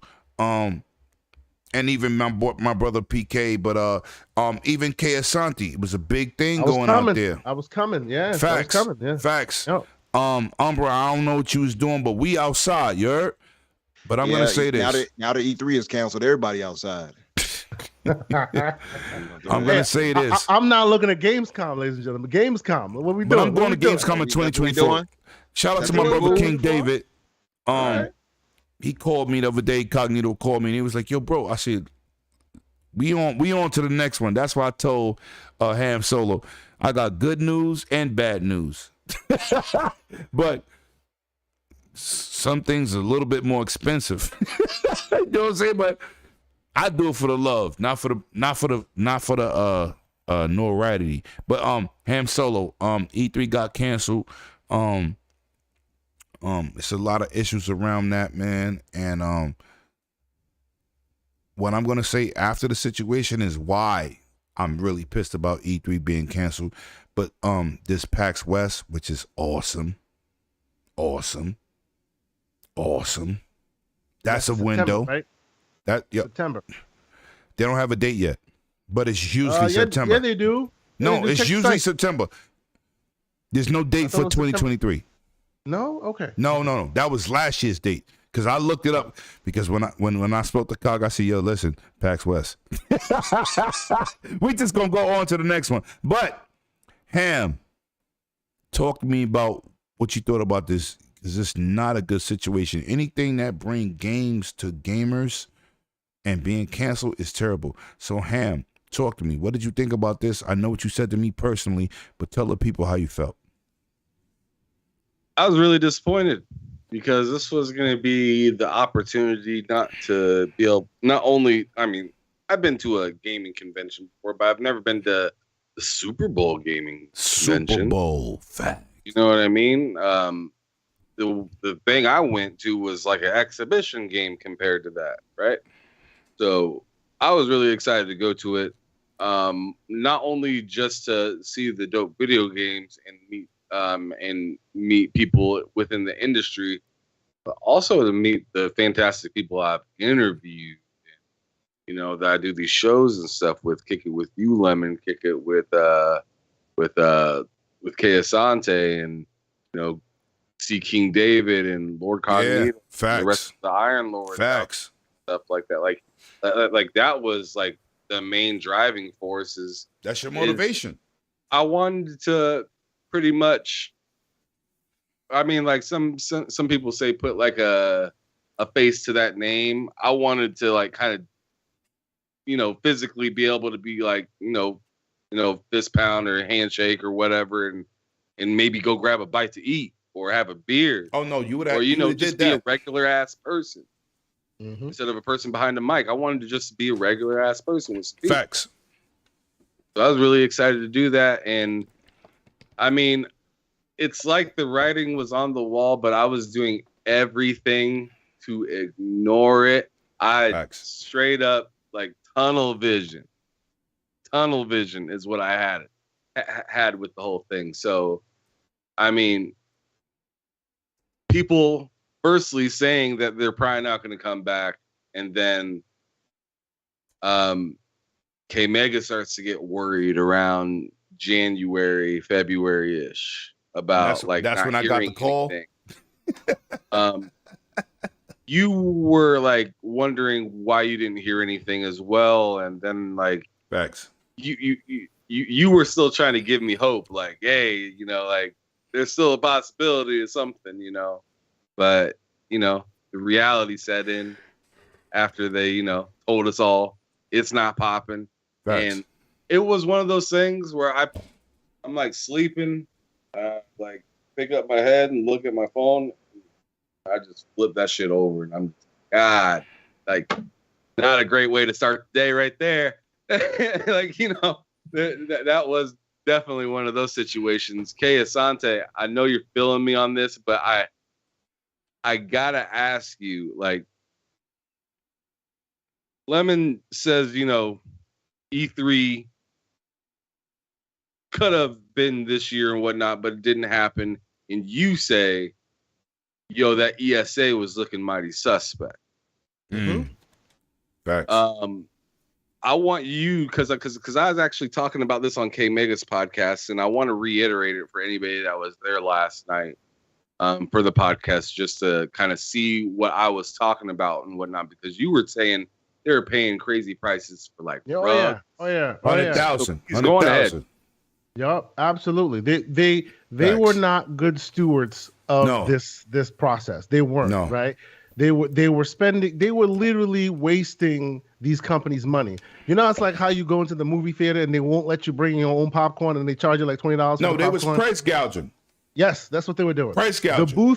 The booth that you could get yourself at a good discount, whoever you are, whether you be PlayStation or Microsoft or whatever, they would not allow you to bring a booth into the organization, into the venue. You'd have to buy it from them, and theirs is 3 times the price as a normal one, right? So, you know, there was that's a problem. What was it? 1 year they doxed everybody who was on their Rolodex. So they literally put every developer, every producer, every journalist, everybody's address and phone number on their website, so you could just go check it out. Everybody's information. The ESA was heading downhill, right? We forget because it seems like COVID was our blip, you know, our MCU blip moment where we just there's the time before it and the time after it. So people forget that even before COVID, E3 was heading downhill. It just was, right? PlayStation had left a while ago, you know, and little by little. PlayStation did not hinder the situation. No, they did not hinder the situation. Not even. But they were one of the. Poquito, they were one of the big bit. 3, right? They were one of the big 3 that was there, and it was like the canary in the coal mine that made people go, you know. They felt they were big enough that they could stand on their own, and COVID did it.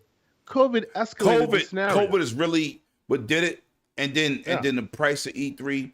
But I'm gonna tell you when I get to my segment. I'm gonna tell you why. The big 3 didn't matter at E3, but continue, Ham. I'm sorry. So to continue on, I just wanted to kind of get my point across on what I was talking about last night and have you better elaborate on the ESA and whatnot. But as we were talking about in your podcast even earlier, and I was talking about it last night as well, like this whole COVID thing made companies realize who they could be without like I said this earlier. COVID made everybody take their entire calendar and throw it in the river.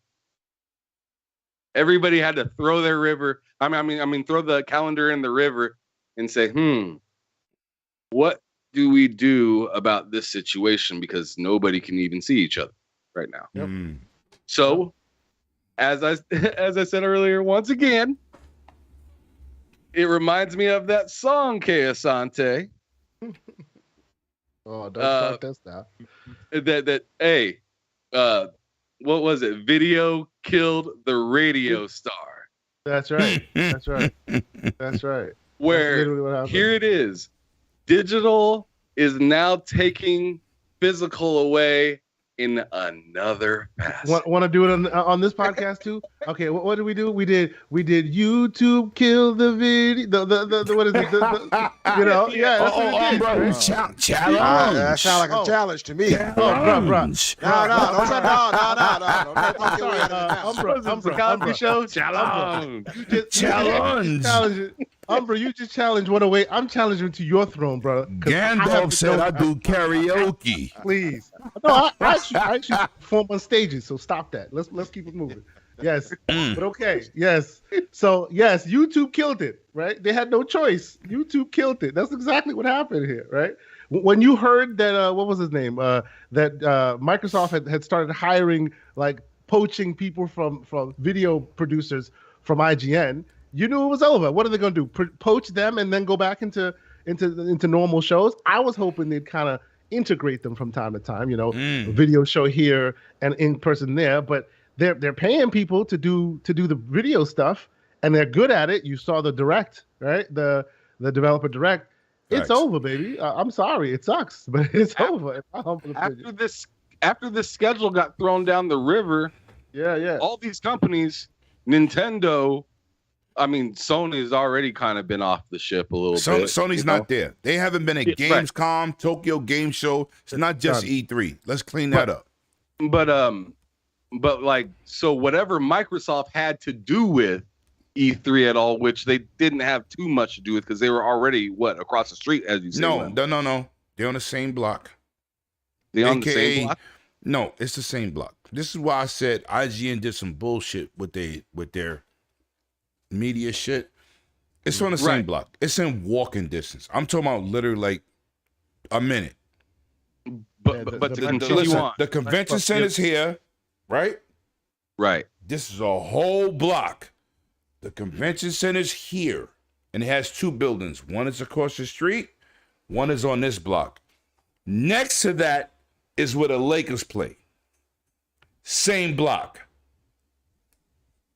Maybe 50 feet away is the Microsoft Center. So the projection of the vision they tried to give you, remember what I said to you? That's not necessarily the truth. Because when they bought that theater, they stopped renting floors in E3. Because it's in walking distance. No. Restaurants, the pictures I posted, the Mixer booth was in between the Staples Center and the Microsoft Theater. I was there when Keanu Reeves walked up. I was 5 seats away from the guy. This is why I said some things, when people say something on the internet and you don't have that vision, you think it's like, 5 miles away. No, it's the same damn block. When they said, Ubisoft is going to have their presentation for the press conference on the 12th, and Microsoft having theirs on the 11th. And first of all, that Sunday before E3 is all of the press conferences. Sony, Microsoft, Bethesda, but now they own Bethesda, so it's a different ball game now, right? It's not going to be the same format. And Bethesda used to have the most amazing conference. Amazing show. Yeah. They got the best show, but they rent out the UCLA theater about 2 miles away. I got that experience. So when I said, it's not the same, Microsoft had Sea of Thieves in the basement. The picture I took with Jeff Keighley that I post all the time is in that basement, right? Listen, but I don't want to hear this sideline people who never been to E3. I want you to shut the fuck up. You ain't been there. Stop trying to sway people and say E3 is dead, because when Sony pulled out, the indie developers, the Sega Dreamcast, mini developers was in the building. Now they can get a space. Stop trying to make it look like, when Sony left, it was dead. No, when Sony left, everybody took advantage of that space they took up. They still had games on the floor. They had Call of Duty. They had Creed, PlayStation VR. They had games there. Nintendo is never there. What they have is booths. The Legend of Zelda, the last one, is on the floor. The remake of the Ghostbuster shit, right? Luigi's Mansion, that was there. They had the longest lines. Quest was able to get in the building. So when I see something and they promote something, I go, that's bullshit. but they talking to the people that ain't got that experience. But anybody who's been there with me, I told clowns, listen, this is what it is. Oh, you sure? I said, motherfucker, you ain't never been to E3. I'm telling you, this is what it is. This is the format. Sunday and Monday, press conferences. EA got their shit in West Hollywood on the other side of town. They don't got but 5 games there. They rent a whole block and you play 5 games. At the time, it was 2K, it was Madden, some little indie. It's not enough. But they don't be in a building at E3.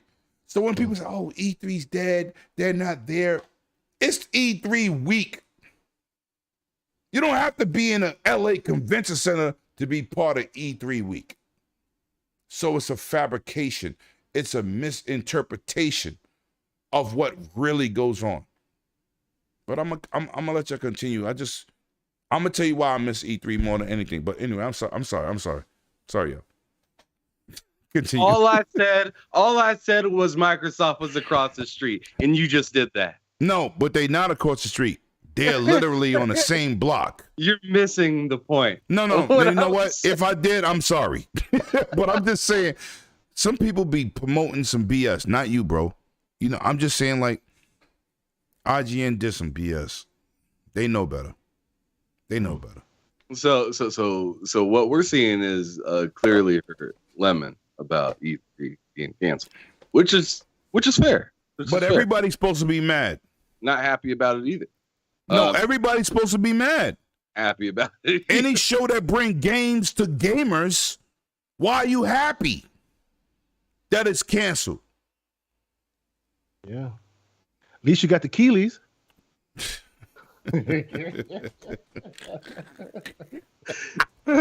He's doing one of these things on the grave. Shout out to Gandalf. Whoa, you brought us some BS. I rock with you. Lord. Anyway, I'm sorry. I'm sorry, bro. I'm just passionate about gaming. I'm sorry. No, you're good. All right. So all these different other publishers and developers figured out throughout this time that, we can just figure it out for ourselves, because now we're not on a schedule. Now we get to allow the people to wait on us. The people aren't just waiting on E3. We don't have to hurry up and sign up to E3. We are off of this regiment, so to speak. Mm-hmm. So, I mean, this is what we got now. We got a lot of digital shows, and now I feel like, man, it might be more spread out as to how they do their shows in the future. Or, like you were saying something earlier that I thought was very intriguing about spreading E3 around into different cities, or maybe that was last time. I don't remember which podcast. E3 used to not be only in California. Like, there was a time when E3 was in Atlanta, but that was way back in the day. E3 used to be in Atlanta, Georgia. Like, they held it there before, and I think it bounced around a few cities first, and then it landed in LA, and it's been there ever since. Yeah, that'd have been interesting. I remember you telling me about that the other day. Yeah. But that would have been interesting. I saw people talking about that and saying that one way to possibly have saved E3 is to have it roving around America and such, But I think the writing was already on the wall. Once Sony went away and saw what Nintendo was doing with their directs, I think the writing was on the wall. And then Microsoft started doing it their own thing too as well. So I think that it's just the cost of everything was just too much for it, unfortunately. But it felt facts. It's like we lost a bit of magic right here to me. It's like it was like that Christmas holiday almost for us as gamers. So it's really unfortunate. I feel sad by it. And I was primed to try to go this year. I really was until I started seeing another one. So much. Yeah, I was another one. See? Plus, when we talked one time, Lemon, you were telling me about how 100 had the little barbecue cookout in his backyard and everything. I'm like, okay, I might have to roll with y'all. And I told you I paid for everything. I just want people to pull up and eat. Yeah, I was going to use you. So now that yo, listen, pull up and eat, bro. Yeah, I don't care. That was part of the plan. You know what I mean? But Right. yeah, it's unfortunate because I do want to meet all. That's you what I'm guys, gonna miss. too. Yeah, and I wanted to meet everybody. That's the thing that kind of disappointed me. It's and then deflating. It is deflating, man. And then we had the situation where, like I said, Microsoft. I'll be honest with you. Two things I was looking forward to the most was Microsoft's conference and meeting everybody in the community. Yes. Right? So I couldn't care less really about the other things that were going on, really, to the extent of missing out on those things. So I really, really wanted that. But after I saw I couldn't get into that, I was like, okay, well, maybe I could still do the proper E3 thing. You know, we had Risk It from the Xbox Infinite podcast was trying to come over. Jedi, shout out to them. Yeah, exactly. And Risk It was spending way more money than many people. So to try to get over here. Shout out to Gas too. Mm-hmm. Gas, my dude. He was like, let me just spend $2,000 on a lens for E3. I said, I've been wanting that lens, but you know, if I sit in the nosebleed seats, it's a 70 to 200. So if I sit in the nosebleeds, I put it to 200. It's like I'm on stage with whoever talking. You know, I spent that $2,000, but I'm not mad. You know what I'm saying? I just, it's very disheartening. It is disheartening, man. And like I said, everybody had the plans to come. This felt like this was their year. Like everybody was going to meet up. Yeah, it was like a return, a rejuvenation. Yeah, this is like right when we got up there, hopes got dashed and smashed. It's unfortunate, but yeah, I guess we do have to look forward to the Keeleys now, huh? No, but all right. I'm gonna wait till I'm gonna go live. Hell no, never waiting for his ass. Oh, here we go. Pro. I needed somebody to say that real quick. No, okay. Well, nobody wants to see people who love to blow on controllers and sticks. No, we don't do that. PK, let K Asante go, and then you can finish him. Finish him. No, I don't have too much to add. I'm the same. I'm in the same boat as these gentlemen. Like I was excited. You know, I've already said on my show, I got a healthy bonus this year. I was about to splurge. I was about to do some crazy things. I was about to just go and have a great time. And now, first off, now I have to fight to get half my money back off of the hotel room that I had already booked. That's correct. Yo, I'm going to do the same thing. And a car rental. I'm already on. I'm still communicating with my bank. Give me my damn money back. He wants to keep half. I'm like, bro, we have some words, you know. So we're dealing with that, you know. And now I'm like, yeah, no E3. You know what I'm thinking? So Gamescom is definitely a go. That's in Europe. That's a different budget, bro. I have my mother. Well, you know what? Netherlands. You was born in Germany. All I need to do is take a train. This motherfucker's a black Viking. Don't let him fool you. Stop it. No, but you know, I've been wanting to have an excuse to go visit family. Yeah, so definitely, facts. That's definitely Gamescom. I'm with you. 2024 though. 2024. That'll not be that. This Yeah. year. Now, in the short term, though, I still want to just like what Ham was saying, just like what Umbra's saying. I still want to hang out with the people. I still want to press the flesh, as it were. And most of them are in New York. So maybe it's time for a trip to New York real quick, because I think it's about Brooklyn. Let's go. Right? I think it's about time for New York, you know? So we might do that in the short term, because I want to go hang out with the homie Everborn Saga. I want to go see the boys of the ILP. Maybe come visit Lemon. You know what I mean? Like, yo, I got you. I want to do some of that. Yo, listen. You got that theater. Listen. Remember New York house for this too. Talking to Boom, my ILP dudes. Yes. Remember I said I didn't know you was down with Boom. What? Yeah. Boom and I were gonna do it. We were gonna go together. Yeah, you know. So and we had these conversations behind the scenes. This is why people don't know how deep we rock with each other, right? Because we support each other, right? Yeah, so people think, oh, he's getting K Asante on his podcast, or he's had it want to wait for Cap. Nah, I spoke to this man day one and said, you coming to E3? I know you I'm go. excited for like you. King David was schooling me in the background because he knows what he's doing. So he was giving me some pointers. We was ready to go. So that's my problem. Unfortunate, man. That's my problem. Just disappointed, you know. That's my problem, man. The camaraderie between my brothers, man. Yo, listen, I love PK to death. I've been in PK corner forever. But to meet him in real life and show him, yo, this is who your brother is, man. This is what we do, you heard? I'm just, I wear my emotions on my sleeve. If I fuck with you, That's just what it is. There's no fakeness with me. You know, shout out to Umbra. You know, I don't even know what he looked like, and I still fuck with that dude. Check the Gamers Council thumbnail. They have a picture of him on there. There you go. But it's like when I rock with somebody, I rock with somebody. I don't need nobody to approve. I don't need Chaos something to say, well, I don't really rock with him. Well, I do. That's your thing. You understand? Like, I don't need a third party to approve who I rock with, right? I just like good content creators, people that's out here promoting good information. And me, Mr. E3, it's not about the devs because PAX East is better.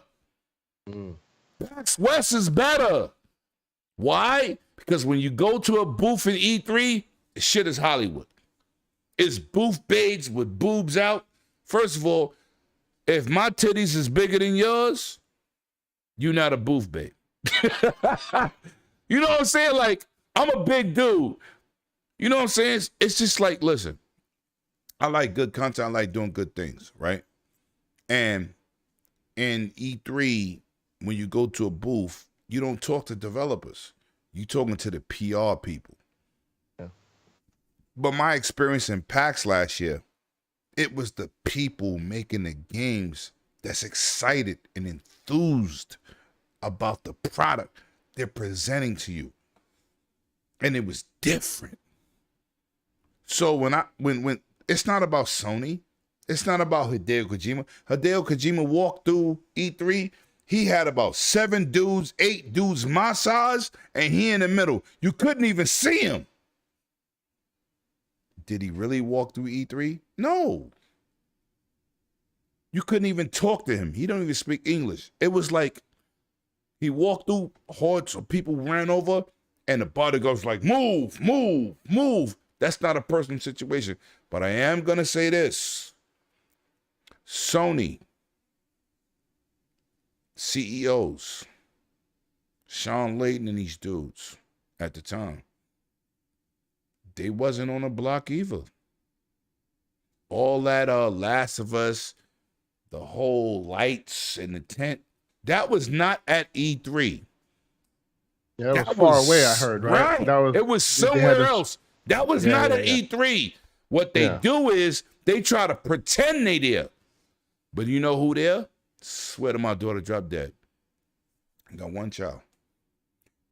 Mike Ybarra, Aaron Greenberg, Matt Booty, Satya, Phil Spencer, and friends. And I'm included with the friends thing. That's why I tell you, don't look at my subscriptions and say, oh, let me be talking trash. I'm in the right circle, stupid face. And I bring you great content. And I don't care how you take that, but I'm telling you, look at my body of work and look at your favorite YouTuber. I guarantee you they ain't been where I've been. And this is why I say, Kay, they need to give us the respect. We're in a good space. Oh. We're in a good space. It's not about your subscriptions or who follow you. It's about real content. And we bring real content. Everybody here I support. I don't need them to be on the Dragon's Den for me to support. I've been on goddamn KSani podcast every weekend before I even knew the dude. Facts. Umbra. I come in party chats and I talk my shit. I heard somebody say, yo, Kanye West is black people leadership. I said, are you fucking retarded? We don't follow that dude. But y'all come from a different country. Y'all don't know no better. Yo, Umbra know who I am. But what I do is I try to promote good situations and I try to go to good podcasts. I don't like fuckery. You know, Greg Miller don't mean shit to me, but I have to point some shit out. Like, I'm going to stop not speaking about things. But with that being said, E3 not being available to us this year is a fucking negative for the gamer. Any show that bring games to gamers is a bonus. You don't have to like games that they're promoting, but you get to see what you about to purchase. And that's what it's about, man. And that's what it's about. Now, here's my question real quick, Lemon. So with E3 proper canceled, right? They still have shows coming out during that E3 time frame. There's still now Grub just That's spoke regular. on the fact that Grub just spoke on the fact that there will be a PlayStation show, which we've been waiting on. I suspect Nintendo will have a show of some kind. All digital, sure, but there's still going to be, showcases, if you will. Right. For the gamer who sits in front of the TV or in front of the computer for those couple of days, do you think there'll be much difference? Or will it just be like what they're used to? Because I enjoyed that booth interaction as well, and that's definitely gone. Let me say this, right? Let me say this. A digital interaction is not the same as being there. Of course. Nintendo Directs is they're boring. We getting spoke to in Japanese with an interpreter. They're fucking boring, right? But I prefer being there and interacting and bringing my personality out. When I stream your event, right? Shout out to Jeff Keighley, right? I know Jeff personally, but let me say something. When I stream his event and I get my media pass and I stream it on YouTube, it's not the same being there. Going there. Yeah. Right. It's not the same. You cannot listen. It's like watching porn. You want to watch porn or you want to beat something up? There's two different aspects with that. And that's as real as I can come with it. You want to watch a dude beating something up, or you want to be in there beating something up? You know what I'm saying? Like, let's be real here, bro. We grown ass men. So when people say, "Oh, I need it to be digital," yeah, you definitely on Pornhub. You know what I'm saying? Like, nah, I don't want to be on Pornhub. I like to film my own porn. Like, yo, listen, it is what it is, and you could take it on a light aspect. It's like going to a NBA basketball game or you watching it on ESPN. Same shit. I'd rather be there watching my boy LeBron break that scoring record compared to watching it on ESPN. I'm like, oh, that was awesome. But it's not the same. I asked that because the people who go there always, I've heard some people say, and this is my ignorance, right? This is me not having gone. Some people say they miss certain things because when you sit and watching it, you get all aspects versus when you're there, you may see what you're seeing, but then miss out on the other news that may have come out that you weren't a part of at the time. That's why I'm asking. Like, do you ever feel like you missed out because you were there in one aspect and missed something else? What's better than hands-on? I just gave you two prime examples. What's better than hands-on? Yep. I don't need you to tell me, yo, I respect you, Kay. Hands down. I don't need you to tell me, yo, Hardworks is good. I'd rather fucking play it for yourself. That's right. Right. That's right. Yeah. So, if you need a virtual experience, good luck with that. I'd rather my own hands-on. And I love it, bro. I love it. Listen, E3 gone is not a fucking good situation. But I'm moving on to two other situations, and I'm when those announcements come, I'll make my announcements. But hands-on, there's nothing better. Me streaming something and say, yo, Asante, you want to join me for this live stream? That's still impersonal, right? That's not me and you taking pictures, hugging each other. Yo, bro, you had a good time? Yo, Lim, I had a good time. We videotaping. Yeah. That's not the same as fucking streaming it. I'm sorry. I'm a hands-on dude. I'm a active person in this community. I want to say, yo, Everborn. When I bought the books for Everborn, right? That's my guy. Support his brand. First thing he said, yo, I'm going to Comic-Con 2023. I need you to sign these books. I'm pulling up to Comic-Con, not for my interviews, just to meet you personally, and I respect your work. I read those books. Amazing artwork, amazing story. I'm not a hands-off dude. I like to be in the public, man. I grew up a basketball superstar in New York. I've signed autographs. I heard 20,000 people yell my name out in the garden. I'm not like these dudes. I don't need nobody to agree with me on Twitter with 500 tweets. I do this for gaming, and that's what I'm talking about. So it is what it is. It is what it is. It's true. It is what it is. Anyway, enough about me. Umbra, Ham, and P. Kizzle. And of course, Asante. Y'all have been amazing. And the chat, man, y'all have been extra active and freaking amazing, man. Shout out to y'all. Listen, we doing outros. That was the last topic. Umbra, Yes, sir. where can they find you?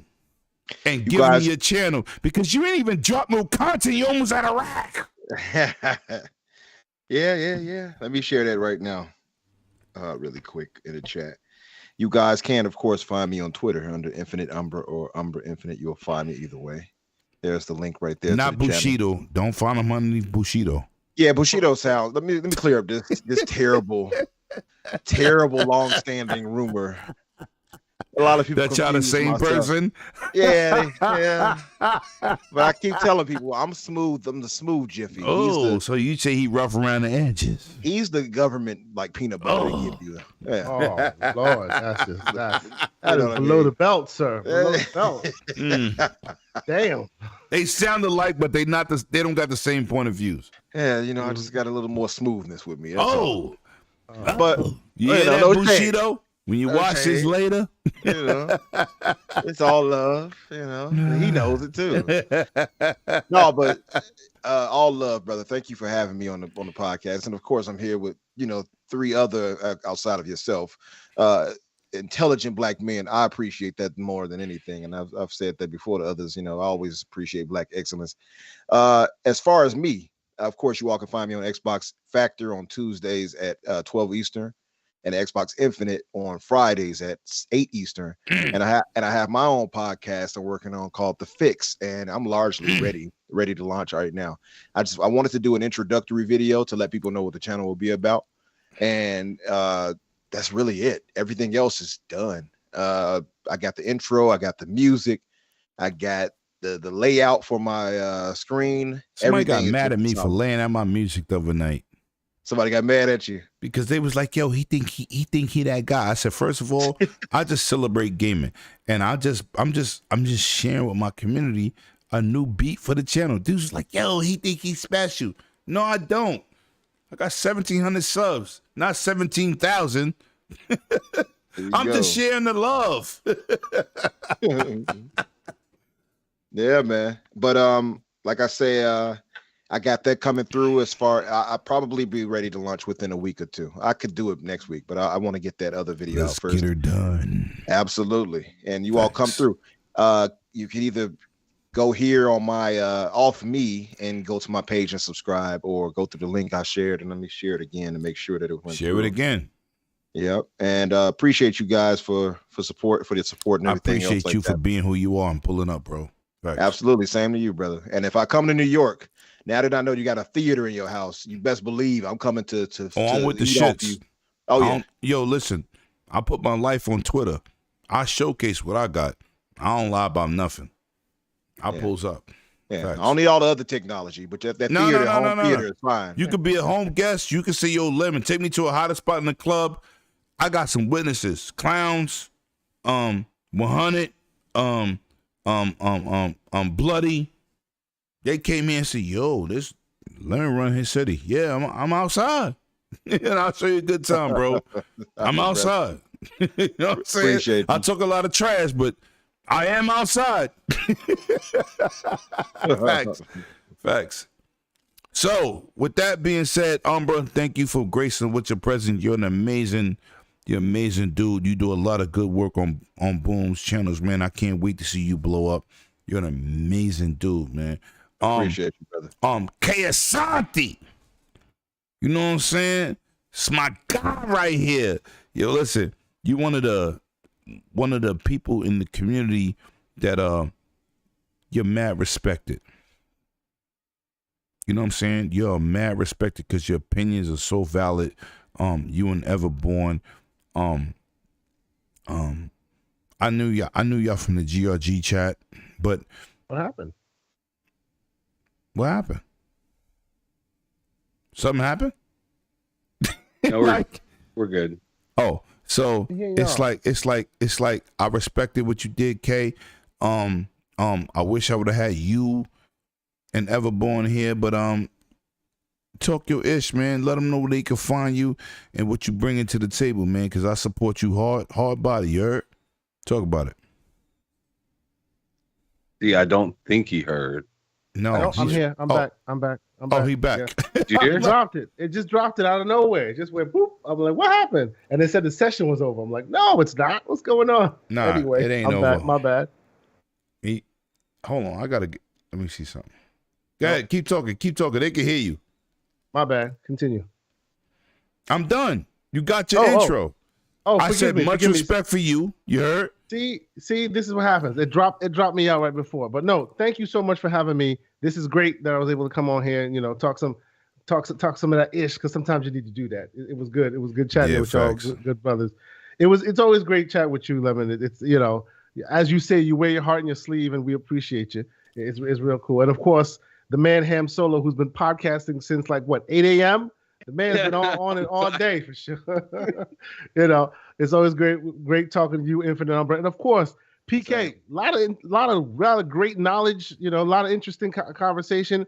I hope to hear more from you, brother. You always dropping. I've seen you in a couple shows, always dropping some very interesting stuff. So I appreciate the conversation in the back and forth. But people can find me, K Asante, TKO Asante on Twitter, PlayStation, Xbox, all those places you want to find me. Co-host of the Gaming Circle podcast with my man, Mr. Everborn Saga.